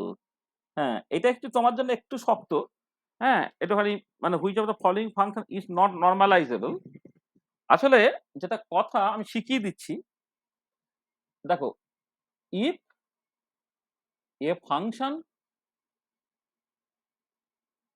psi be normalizable, then a integral over all space psi star psi beta এইটা এইটা তোমার কিন্তু ফাইনাইট হতে হবে, ফাইনাইট হতে হবে এবং নট ইকুয়াল টু 0 হতে হবে, মানে ইনফিনিটিও হওয়া যাবে না, জিরো হওয়া যাবে না। আচ্ছা এবারে দেখো এইখানে যে ফাংশন গুলো দেওয়া আছে তার মধ্যে তুমি যখন ইন্টিগ্রাল -∞ থেকে +∞ নিচ্ছ, এই যে অল স্পেস মানে এক্সটা কোথা থেকে কোথা পর্যন্ত যেতে পারে, তাহলে -∞ থেকে +∞ তুমি ওই e⁻i(k)x টাকে নিচ্ছ, মানে যখন সাইটা হচ্ছে তোমার e⁻i(k)x, এইটার জন্য কি হবে, তাহলে সাইটা হচ্ছে e⁻i(k)x, সাই এর কমপ্লেক্স কনজুগেট হচ্ছে e⁻i(k)x ইন্টু dx, এইটা আমি কষবো, e⁻i(k)x e⁻i(k)x তোমার কেটে গেল, dx এর ইন্টিগ্রেশন করলে x হয়, লিমিটটা হচ্ছে -∞ থেকে +∞, তাহলে এটা ইনফিনিটি মাইনাস অফ -∞ মিলে হয়ে গেল to infinity. This is not finite, this is not finite and hence is not normalizable। তাহলে নর্মালাইজেবল হতে গেলে যখন integral over all space wave function এবং ওয়েভ ফাংশনের কমপ্লেক্স কনজুগেট গুণ করে তুমি যদি হোল স্পেসে ইন্টিগ্রেট করো, সেই ভ্যালুটা ফাইনাইট বেরোতে হবে। এবার e⁻i(k)x টা দিয়ে যদি তুমি করো তাহলে তুমি দেখতে পাচ্ছ উত্তরটা তোমার ইনফিনিটি বেরিয়ে যাচ্ছে, এটা ফাইনাইট নয় বলে, ফাইনাইট নয় বলে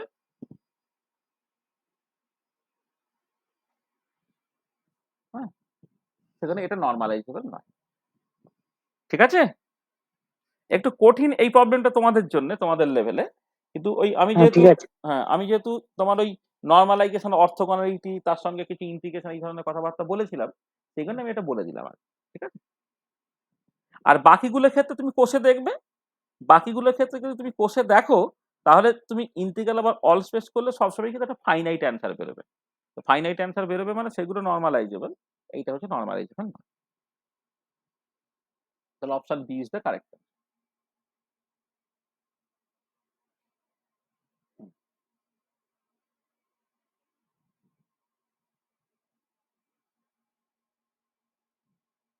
ঠিক আছে, তাহলে আপ টু 80 পর্যন্ত 77 এর ওটা কি বলছে ঠিক বুঝতে পারছি না। 77 বলছে which of the following periodic function is quantum mechanically acceptable. হ্যাঁ আসলে সেই আমি বলেছিলাম যে কোয়ান্টাম মেকানিক্যালি অ্যাকসেপ্টেবল হতে গেলে কতগুলো ক্রাইটেরিয়া ফুলফিল করতে হবে, মনে আছে অ্যাকসেপ্টেবিলিটি ক্রাইটেরিয়া?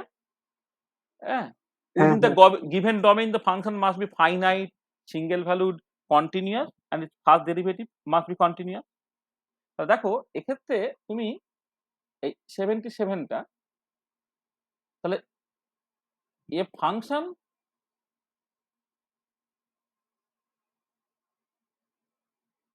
মানে within a given domain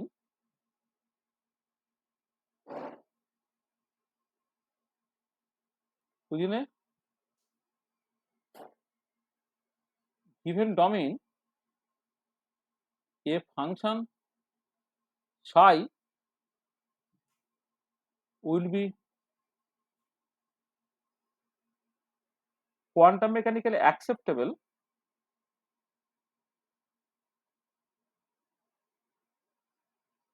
if এক নম্বর হচ্ছে it is finite বা if psi is finite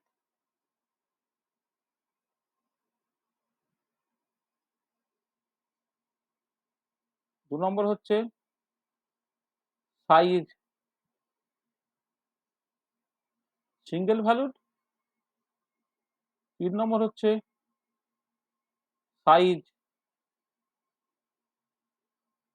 continuous চার নম্বর হচ্ছে dψ dx is continuous এই চারটে প্রপার্টি হোল্ড করলে তখন সেই ফাংশনটা কোয়ান্টাম মেকানিক্যালি অ্যাকসেপ্টেবল হয় ঠিক আছে আচ্ছা এবারে দেখো তুমি এই যে চারটে ফাংশন তুমি বলেছো বাকিগুলো সব ভুলে যাও তুমি এই বিটা দেখো ধরো tan x এর ক্ষেত্রে tan x ইনফিনিটি হয়ে যায় when x টা হচ্ছে π/2 এরকম সব পিরিয়ডিক ফাংশন তো 0 থেকে 2π পর্যন্ত যায় π/2 তে tan x টা ইনফিনিটি হয়ে যায় আচ্ছা তারপরে আছে কি sec x sec x মানে 1/cos x দেখো sec x থেকে টেন্ডস টু ইনফিনিটি হয়ে যাবে যখন cos x টা 0 অর্থাৎ x = π/2 x = π/2 তে sec x কিন্তু ইনফিনিটি sec x তো 1/cos x আর π/2 তে cos x এর ভ্যালু হচ্ছে তোমার 0 1/0 মানে ইনফিনিটি তাহলে ইনফিনিটি হয়ে যাচ্ছে আর একটা যেটা আছে ধরো cot x মানে কি 1/tan x বলতে পারো অথবা cos x/sin x বলতে পারো এটা cot x টা ইনফিনিটি করছে কত cot x মানে কি cos x/sin x তখন sin x নন জিরো আর cos x টা যখন 0 হচ্ছে আবার সেই when তাহলে x = π/2 তখন তোমার cot x এর ভ্যালু ইনফিনিটি হয়ে যাচ্ছে তার মানে পরিষ্কার বুঝতে পারছো যে এই তিনটা তো কোয়ান্টাম মেকানিক্যাল অ্যাকসেপ্টেবল হতে পারবে না কারণ তারা ফাইনাইট নয় কিন্তু cos x টা খেয়াল করে দেখো cos x এর ক্ষেত্রে কিন্তু কোথাও কোনো প্রবলেম নেই বিকজ cos x এর ক্ষেত্রে ইভেন যদি তুমি একটা ছবি আঁকার চেষ্টা করো মানে একটা পিরিয়ডিক ফাংশন আমি ধরো মানে আসলে পিরিয়ডিক ফাংশনের একটা সুবিধে 0 থেকে 2π এর ছবি আঁকতে পারলে বাকিটা রিপিট করে 0 থেকে 2π 2π থেকে 4π 4π 6 থেকে 6π সব পুরো রিপিট করবে সেজন্য আমি ধরো এইখানে তোমার জাস্ট 0 থেকে 2π পর্যন্ত করে দেবো ধরো এইটা হচ্ছে তোমার ধরো π/2 এটা π এটা 3π/2 এটা হচ্ছে তোমার 2π তাহলে এইটা হয় হচ্ছে তোমার যখন 0 তে তার ভ্যালুটা 1 এখানে -1 এটা 0 আবার এটা তোমার 1 যাওয়ার চেষ্টা করছে এন্ড সো অন তার মানে এটা হবে কিরকম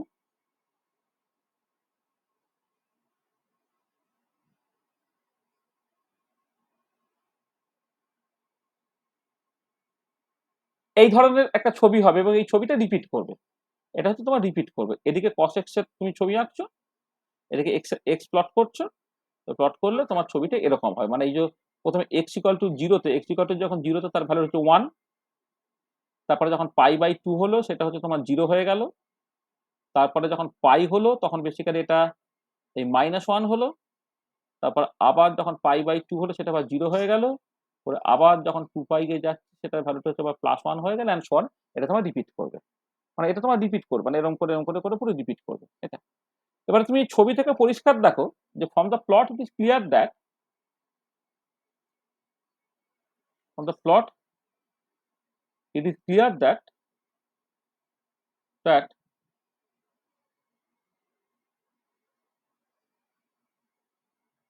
within the given domain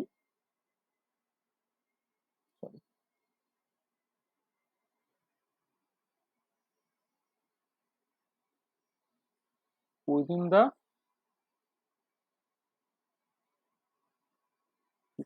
the what কি রে ভাই এরকম হয়ে যাচ্ছে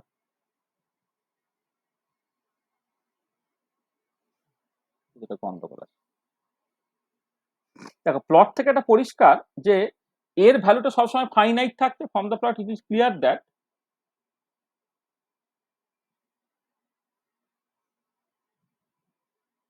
within the given domain psi is finite single ভ্যালুর মানে হচ্ছে এক্স এর একটা ভ্যালুতে কস এক্স এর একটাই ভ্যালু থাকছে, সেটা ফাইনাইট সিঙ্গেল ভ্যালুর। দেখো পেন না তুলে ছবি আঁকতে পারছো, সেখানে continuous and it's first derivative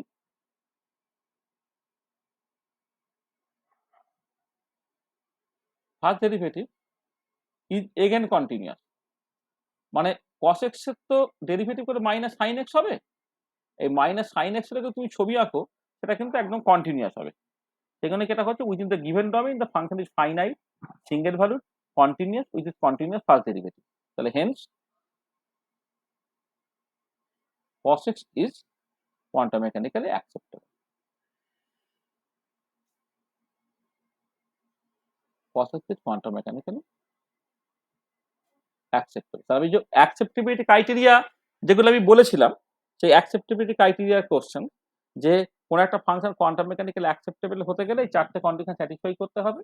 এবার তোমাকে যে ফাংশনটা দিয়ে দেবে দেখতে হবে যে সেই ফাংশনটা এর চারটে ক্রাইটেরিয়া স্যাটিসফাই করছে কিনা। যদি চারটে ক্রাইটেরিয়া স্যাটিসফাই করে তাহলে সেটা কোয়ান্টাম মেকানিক্যালি অ্যাকসেপ্টেবল, যদি কোনো একটা তার মধ্যে অ্যাকসেপ্ট মানে স্যাটিসফাই না করে তাহলে সেটা কিন্তু কোয়ান্টাম মেকানিক্যালি অ্যাকসেপ্টেবল না।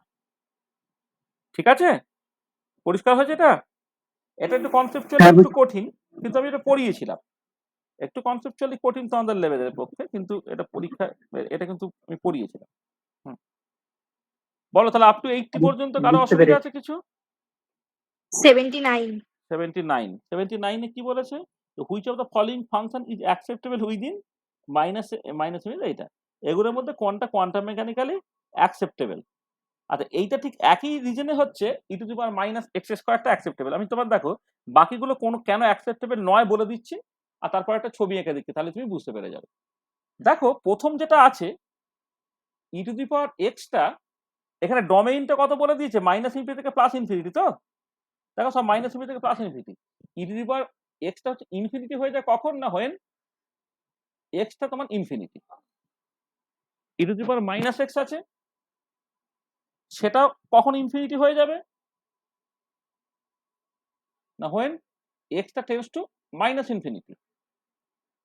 আচ্ছা এবারে e to the power minus mod x এর একটা গন্ডগোল আছে। E to the power minus mod x, হ্যাঁ, এর হচ্ছে ইটস ফার্স্ট ডেরিভেটিভ যেটা it's first derivative is not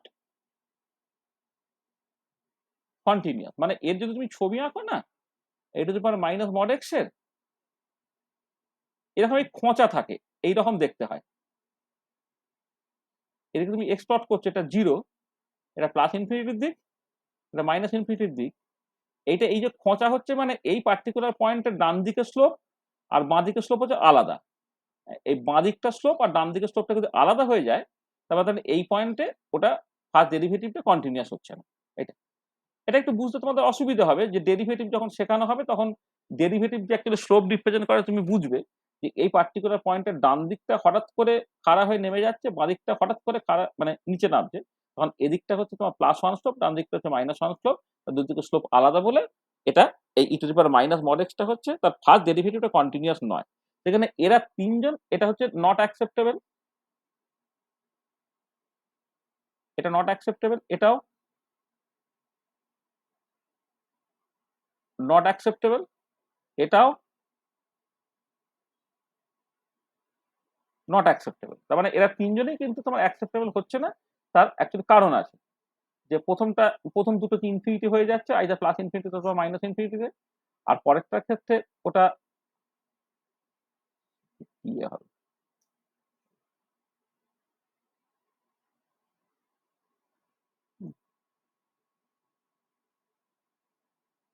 এটা আচ্ছা, পরেরটা e to the power minus mod এক্সটা, এটা এখন just for the time being জেনে না, এখানে অঙ্ক হলে তুমি বুঝতে পেরে যাবে। এর ফার্স্ট ডেরিভেটিভটা হচ্ছে তোমার কন্টিনিউয়াস নয়, সেখানে সেটা অ্যাকসেপ্টেবল না। কিন্তু e to the power minus x স্কোয়ারে যদি তুমি ছবি আঁকো, একেবারে গাউসিয়ান ছবি, দেখতে হয় এরকম। বেশ সুন্দর একটা দেখতে ছবি হয়, মানে উল্টানো বাটির মতো দেখতে একটা ছবি, বা উল্টানো বেল, উল্টানো ঘন্টার মতো একটা দেখতে ছবি হয় আর কি। এইটা এইটা কিন্তু তোমার এখানে এই যে মানে এটা হচ্ছে ফাইনাইট সিঙ্গেল ভ্যালুড কন্টিনিউয়াস, আর ইটস ফার্স্ট ডেরিভেটিভ সেটাও তোমার কন্টিনিউয়াস। এটা সেখানে এটা কিন্তু অ্যাকসেপ্টেবল, এটা অ্যাকসেপ্টেবল। ঠিক আছে, হলো, বোঝা গেল? ঠিক আছে, রে ঠিক আছে। হ্যাঁ স্যার। বলো 80 পর্যন্ত আর কিছু অসুবিধে?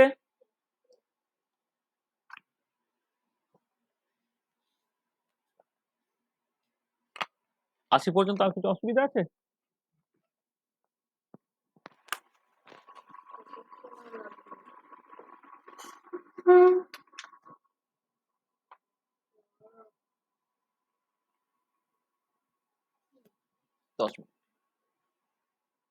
ঠিক আছে, কিরে ঠিক আছে তো? হ্যাঁ স্যার। আচ্ছা, এবারে চলে এসো 80 থেকে 90 পর্যন্ত, মানে 81 থেকে 90 পর্যন্ত। বলো কোনটা?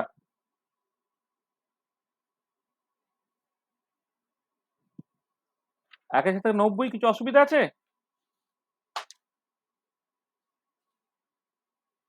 কি রে, কারো কোনো অসুবিধা আছে না করিসনি? স্যার করা হয় না তো আমার। এখনো করিসনি? না, কোনো অসুবিধা নেই। নাই? তাহলে আপ টু মানে আমি 100 পর্যন্ত আজকে ডিসকাস করে নিই। 100 পর্যন্ত যাদের যা অসুবিধা আছে বলে নাও, মানে 100 পর্যন্ত একদম। তারপর 100 এর পর থেকে না পরে হবে। 92টা। 92টা। আচ্ছা, এই 92টা না তোমরা এখন ছেড়ে দাও। এটা আমি তোমাদের একদিন শেখাবো। ঠিক আছে, এই যে কেমন করে গাউসের টার্ম সিম্বল লিখতে হয়, এটা তোমাদের সিলেবাসের বাইরে, এখন আউট অফ সিলেবাস বলে তুমি রেখে দাও। হ্যাঁ, এটা তোমাদের সিলেবাসের বাইরে, কিন্তু কেমন করে তোমার গাউসের টার্ম সিম্বল করতে হয় সেটা আমি কিন্তু তোমাদের শিখিয়ে দেবো। হ্যাঁ, মানে আজকেই আমি 100 পর্যন্ত ডিসকাসটাকে করে নিই।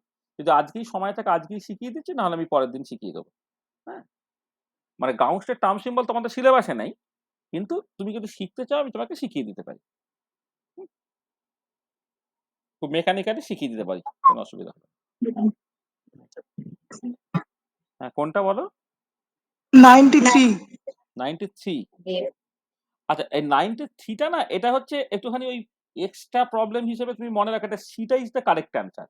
স্পিন অরবিট কাপলিং, মানে তারা সোডিয়াম পটাশিয়াম এই ধরনের অ্যালকালি মেটালগুলোর ক্ষেত্রে যেটা দেখতে পাই, তারা সোডিয়ামের ফ্রেমে কালার হয় ইয়েলো, কিন্তু একটা ইম্পর্টেন্ট পয়েন্ট যে ওখানে না একটা ওয়েভলেন্থ থাকে না, অ্যাকচুয়ালি দুটো ওয়েভলেন্থ থাকে। মানে একটা কালার মানে তো একটা স্পেসিফিক ওয়েভলেন্থ আছে, কিন্তু সোডিয়ামের যে ইয়েলো লাইট, সেখানে তোমার দুটো ওয়েভলেন্থ থাকে, সেটা বলা হয় ডাবলেট। মানে দুটো ওয়েভলেন্থ মানে কি, তুমি যদি হাই রেজলিউশন স্পেকট্রোফটোমিটারের সাহায্যে দেখো, ওটা অ্যাকচুয়ালি একটা লাইন না দুটো লাইন। যেমন তুমি ওই এইচ আলফা লাইনটাকে দেখেছিলে না, যে একটা লাইন না বেসিক্যালি তিনটে লাইন, ঠিক এখানেও তাই, একটা লাইন না, ওটা বেসিক্যালি দুটো লাইন। তাহলে একে বলা হয় অ্যালকালি মেটাল ডাবলেটস। আর সোডিয়ামের ক্ষেত্রে, মানে অ্যালকালি মেটালের ক্ষেত্রে, ওই অ্যালকালি মেটাল ডাবলেটস গুলোকে এক্সপ্লেন করা যায় বাই স্পিন অরবিট কাপলিং। মানে এই যে আমি তোমার 92টা আমি পরে ডিসকাস করে দিচ্ছি, 93টা হচ্ছে তোমার অ্যান্সার হবে তোমার স্পিন অরবিট কাপলিং। তার মানে অ্যালকালি মেটাল ডাবলেটস শুধু না, হ্যালোজেন ডাবলেটস গুলো হয়। অ্যালকালি মেটাল তার যেমন ডাবলেটস দেখায়, তেমন তেমন ধরো হ্যালোজেন গুলো তারও তোমার ডাবলেট দেখায়। Alkali metal doublets as well as তোমার হ্যালোজেন হ্যালোজেন ডাবলেটস মানে হচ্ছে তোমার ওই এগুলো আর কি, মানে ক্লোরিন ক্লোরিন ব্রোমিন আয়োডিন, এদের ক্ষেত্রে যদি তুমি স্পেকটা দেখো, একটা লাইন বেসিক্যালি দুটো লাইনের কম্বিনেশন, তাকে বলা হয় halogen doublet. Halogen doublet can be explained by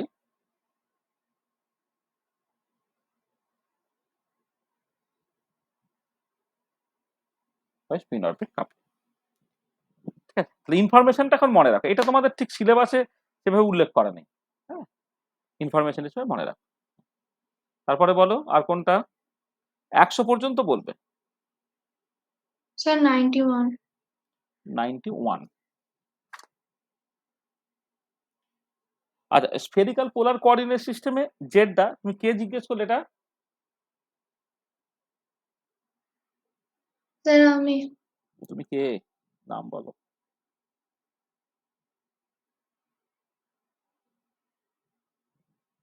কে বলছিস? স্যার স্বপ্নাটা বলছি। ও স্বপ্না। আচ্ছা এটা দেখ, এটা হচ্ছে আগের দিনই আমি বললাম যে তুমি যখন কার্টিজিয়ানে হচ্ছে এক্স ওয়াই আর জেড, এটা যখন পোলারে যাবে তাহলে এক্স ওয়াই জেড এটা একে অপরের সাথে কিরকম ভাবে রিলেটেড, না এক্সটা হচ্ছে হয় হচ্ছে আর সাইন থিটা কস ফাই, ওয়াইটা হচ্ছে আর সাইন থিটা সাইন ফাই, জেডটা হচ্ছে আর কস থিটা। মানে তুমি জাস্ট সিম্পলি কার্টিকান কোঅর্ডিনেট সিস্টেম থেকে যখন পোলার কোঅর্ডিনেট সিস্টেমে যাচ্ছ, এটা এক্স ডিরেকশন, এটা ওয়াই ডিরেকশন, এটা হচ্ছে জেড ডিরেকশন। এবারে ধরো কোন একটা পার্টিকুলার পয়েন্ট তুমি কনসিডার করলে, কার্টিকান কোঅর্ডিনেট সিস্টেমে ধরে নাও এই পার্টিকুলার পয়েন্টটা ছিল হচ্ছে তোমার এক্স ওয়াই জেড,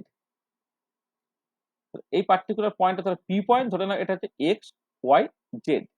আর এইটাই পোলার কোঅর্ডিনেট সিস্টেমে ধরে নাও তার নাম হয়েছে আর থিটা ফাই।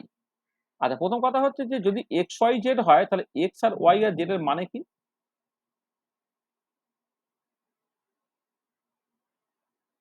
দেখো যখন আমি ওর কোঅর্ডিনেটটা এক্স ওয়াই জেড বলছি, মানে এক্স অ্যাক্সিস বরাবর আমি এক্স লেন্থ যাবো, ওয়াই অ্যাক্সিস বরাবর ওয়াই লেন্থ যাবো, জেড অ্যাক্সিস বরাবর জেড লেন্থ যাবো। এক্স অ্যাক্সিস বরাবর এক্স লেন্থ এলাম, ওয়াই অ্যাক্সিস বরাবর হচ্ছে এই যে এই রকম করে হচ্ছে ওয়াই লেন্থ গেলাম, এটা ওয়াই মানে এটা ওয়াই, আর এই বরাবর জেড গেলাম মানে এই বরাবর জেড গেলাম, এটা হচ্ছে জেড। তাহলে এই লেন্থটা হচ্ছে তোমার এক্স, এইটা হচ্ছে ওয়াই, এইটা হচ্ছে জেড। তাহলে এই পয়েন্টটার কোঅর্ডিনেটটা হলো এক্স ওয়াই জেড। আর এবারে পোলার কোঅর্ডিনেট সিস্টেমে যদি তুমি এই এই যে ডিস্টেন্সটাকে তুমি আর বলো, এই অ্যাঙ্গেলটা তুমি থিটা বলো, তাহলে দেখো এই এর projection on the z axis কত হবে, আর কস থিটা, এখানে জেডটা হয়ে গেল just simply r cos theta.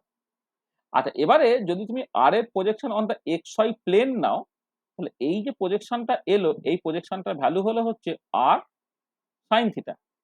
আচ্ছা এবারে এইটা আবার এক্স অ্যাক্সিসের যে অ্যাঙ্গেলটা হচ্ছে ফাই, তাহলে এইটা যদি তোমার আর সাইন থিটা হয়, তাহলে তার এই এক্স কম্পোনেন্টটা কত হবে, না এইটা ইন্টু কস ফাই, তাহলে আর সাইন থিটা কস ফাইটা হচ্ছে তোমার এক্স, আর এইটা যদি ফাই হয় তাহলে এইটা হচ্ছে 90 মাইনাস ফাই, তাহলে যদি এই লেনটা হচ্ছে তোমার আর সাইন থিটা কস ফাই হয়, তাহলে এই লেনটা কত হবে, আর sine theta sine phi.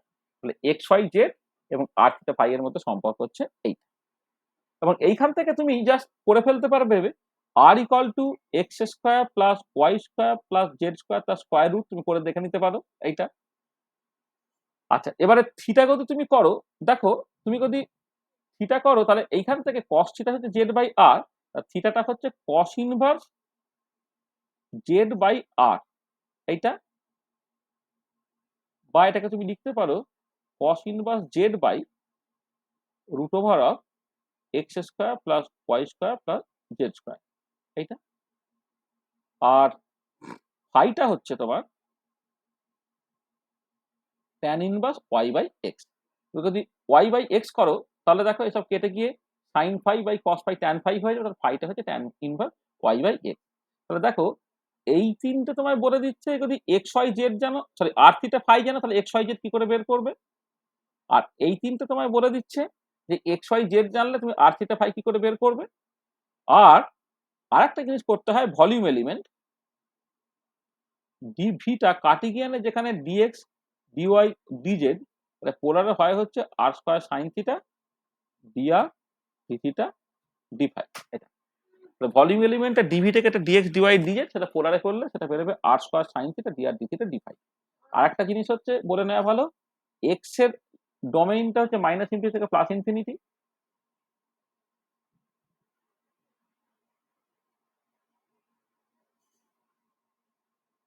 Extra হচ্ছে মাইনাস ইনফিনিটি থেকে প্লাস ইনফিনিটি, ওয়াইটাও মাইনাস ইনফিনিটি থেকে প্লাস ইনফিনিটি, জেডটাও মাইনাস ইনফিনিটি থেকে প্লাস ইনফিনিটি, এইটা। আর আরটা হচ্ছে তোমার 0 থেকে ইনফিনিটি, থিটাটা হচ্ছে তোমার 0 থেকে পাই, আর ফাইটা হচ্ছে তোমার 0 থেকে 2 পাই। তার মানে কার্টিগান কোঅর্ডিনেট সিস্টেম থেকে পোলার কোঅর্ডিনেট সিস্টেমে গেলে যে পারস্পরিক যে ইন্টারচেঞ্জ টেন্স গুলো করলে কি সব হয় আমি বলে দিলাম। তাহলে এই রিলেটেড তোমার অনেক কোশ্চেন্স আসতে পারে। যেমন এখানে একটা কোশ্চেন এসেছে যে in spherical polar coordinate system Z is expressed as, যেটাকে তুমি কিভাবে এক্সপ্রেস করবে। ঠিক আছে?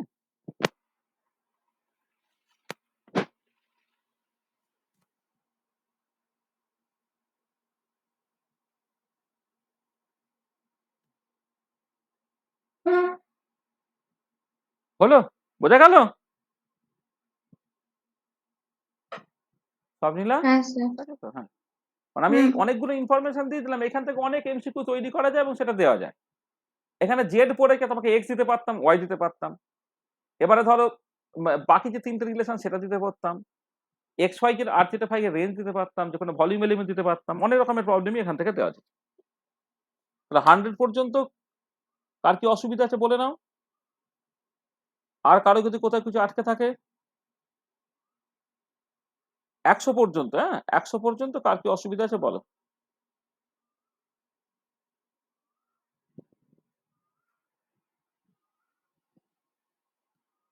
ঠিক আছে?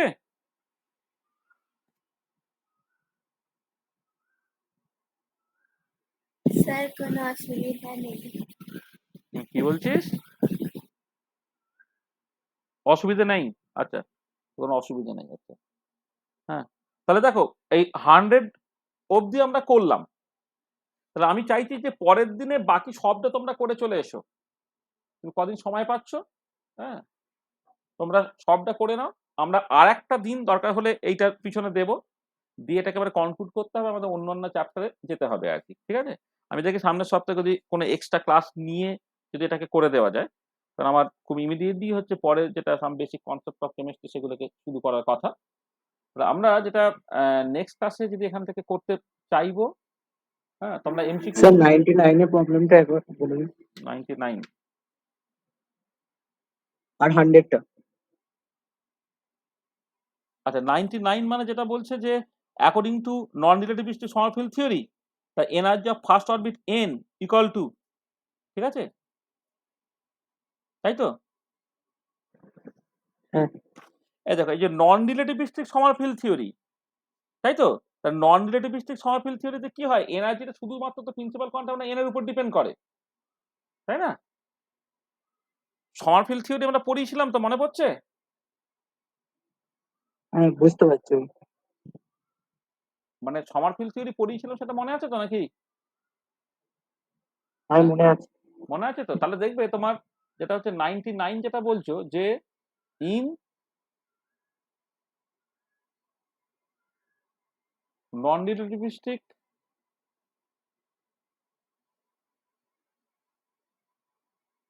Sommerfeld theory energy depends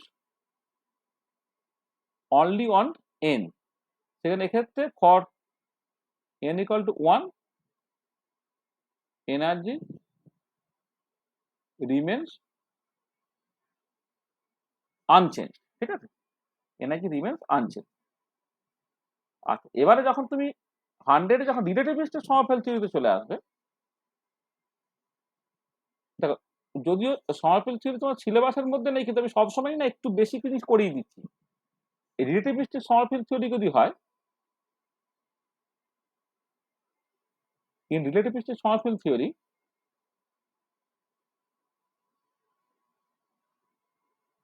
energy depends on n and l, এইটা। এবারে for n equal to 1 there will be no splitting no splitting, but energy will be lowered. এবং আমি তার মতো করে ছবি টবি এঁকে সব করিয়েছিলাম। n equal to 1 এর জন্য এনার্জিটা জাস্ট সিম্পলি কমে গেল, n equal to 2 এর জন্য এনার্জিগুলো শুধু কমে গেল তাই নয়, স্প্লিট করে গেল 2s আর 2p, 2s এনার্জিটা বেশি নিচ্ছে 2pটা তারপরে n equal to 3 এর জন্য 3s 2p 3d, 3s energy সবচেয়ে কমে তারপরে 3p তারপর 3d এরকম যাচ্ছিল, মনে পড়ছে? হচ্ছে? ঠিক আছে। তাহলে এইখানে রিলেটেড জায়গাটা একটুখানি পড়ে নিও। মানে যদিও সমারফেল থিওরি তোমার সিলেবাসে উল্লেখ করা নাই, ঠিক আছে? সিলেবাস মানে নিটের সিলেবাস আমি বারবার বলছি, হ্যাঁ, কিন্তু যখন তুমি মানে বিভিন্ন রকমের সব এই ধরো আইজের অ্যাপটিটিউড টেস্ট তোমার দিচ্ছে, আইএসসিএস এ এন্ট্রান্স টেস্ট হবে বিএসএমএস এর সময়, হ্যাঁ, তাহলে এই ধরনের পরীক্ষাগুলো যখন দেবে না তখন আশপাশের একটু ডিটেলে জিনিসপত্রগুলো একটু জেনে রাখা দরকার আছে। আমি যেহেতু করিয়ে দিয়েছি তাহলে সেই জায়গাটা একটুখানি তুমি দেখে নেবে ঠিকঠাক করে। আমি অ্যাডভান্স রিসোর্সেস হিসেবে যে জিনিসগুলো করাচ্ছি সেইগুলো কিন্তু তুমি দেখবে, সেটা সিলেবাসে আছে কি না আছে অত তোমার ভাবতে হবে না, ওটা প্রয়োজন বলেই আমি করাচ্ছি কিন্তু, ঠিক আছে? হলো? ঠিক আছে। ঠিক আছে, আচ্ছা, চল তাহলে আজকে আমাদের এই পর্যন্ত থাকলো। তাহলে আমরা নেক্সট ক্লাসে যেটা করব,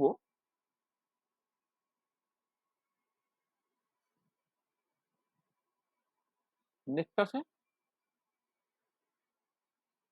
more on MCQ of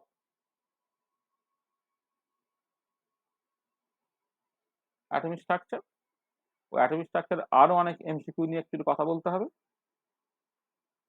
তাই বাবা,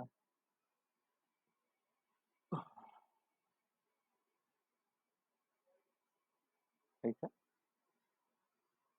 এইটা আমাদের আরো অনেক এমসিকিউ নিয়ে কথাবার্তা বলতে হবে। মানে আমি যেগুলো দিয়েছি সেইগুলো থেকে ভালো করে সলভ করা যাক, মানে খুব বেশি কিন্তু আমাদের সময় নেই, হ্যাঁ, মানে এই এমসিকিউ নিয়ে এত বেশি সময় চলে গেলে আমাদের অনেক হয়ে যাবে। মানে আমরা যতটা করেছি এই বাকিগুলো তোমরা অবশ্যই করে নাও, হ্যাঁ, করে নেবে। আর আমি মানে এর মধ্যে নিটে ফিটে পড়া অনেক কোশ্চেন অলরেডি এর মধ্যে তোমার অ্যাকচুয়ালি করা আছে। তারপরে একটা স্ট্যান্ডার্ড বই থেকে নিটে বা যেই মেন বা যেই অ্যাডভান্স পিবিএসসি এর যে কোশ্চেন টোশ্চেন গুলো আছে সেগুলো একটুখানি ঝালিয়ে নেবে, ঝালিয়ে নিলে তোমার প্রিপারেশনটা কমপ্লিট হবে। ঠিক আছে? তাহলে আমরা নেক্সট ক্লাসে মোর অন এমসিকিউ এটাকে নিয়ে আলোচনা করবো। আরেকদিন এমসিকিউ নিয়ে আলোচনা করা থাক, তারপরে আমি বেশি কনসেপ্ট অফ কেমিস্ট্রিতে ঢুকবো। তাহলে আমাদের এখানে আজকে শেষ করছি। End of.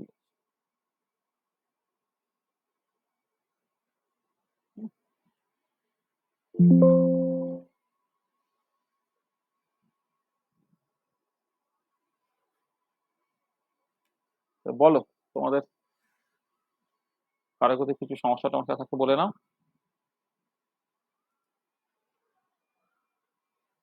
কারো যদি কিছু বলার থাকে কোনো কথাবার্তা।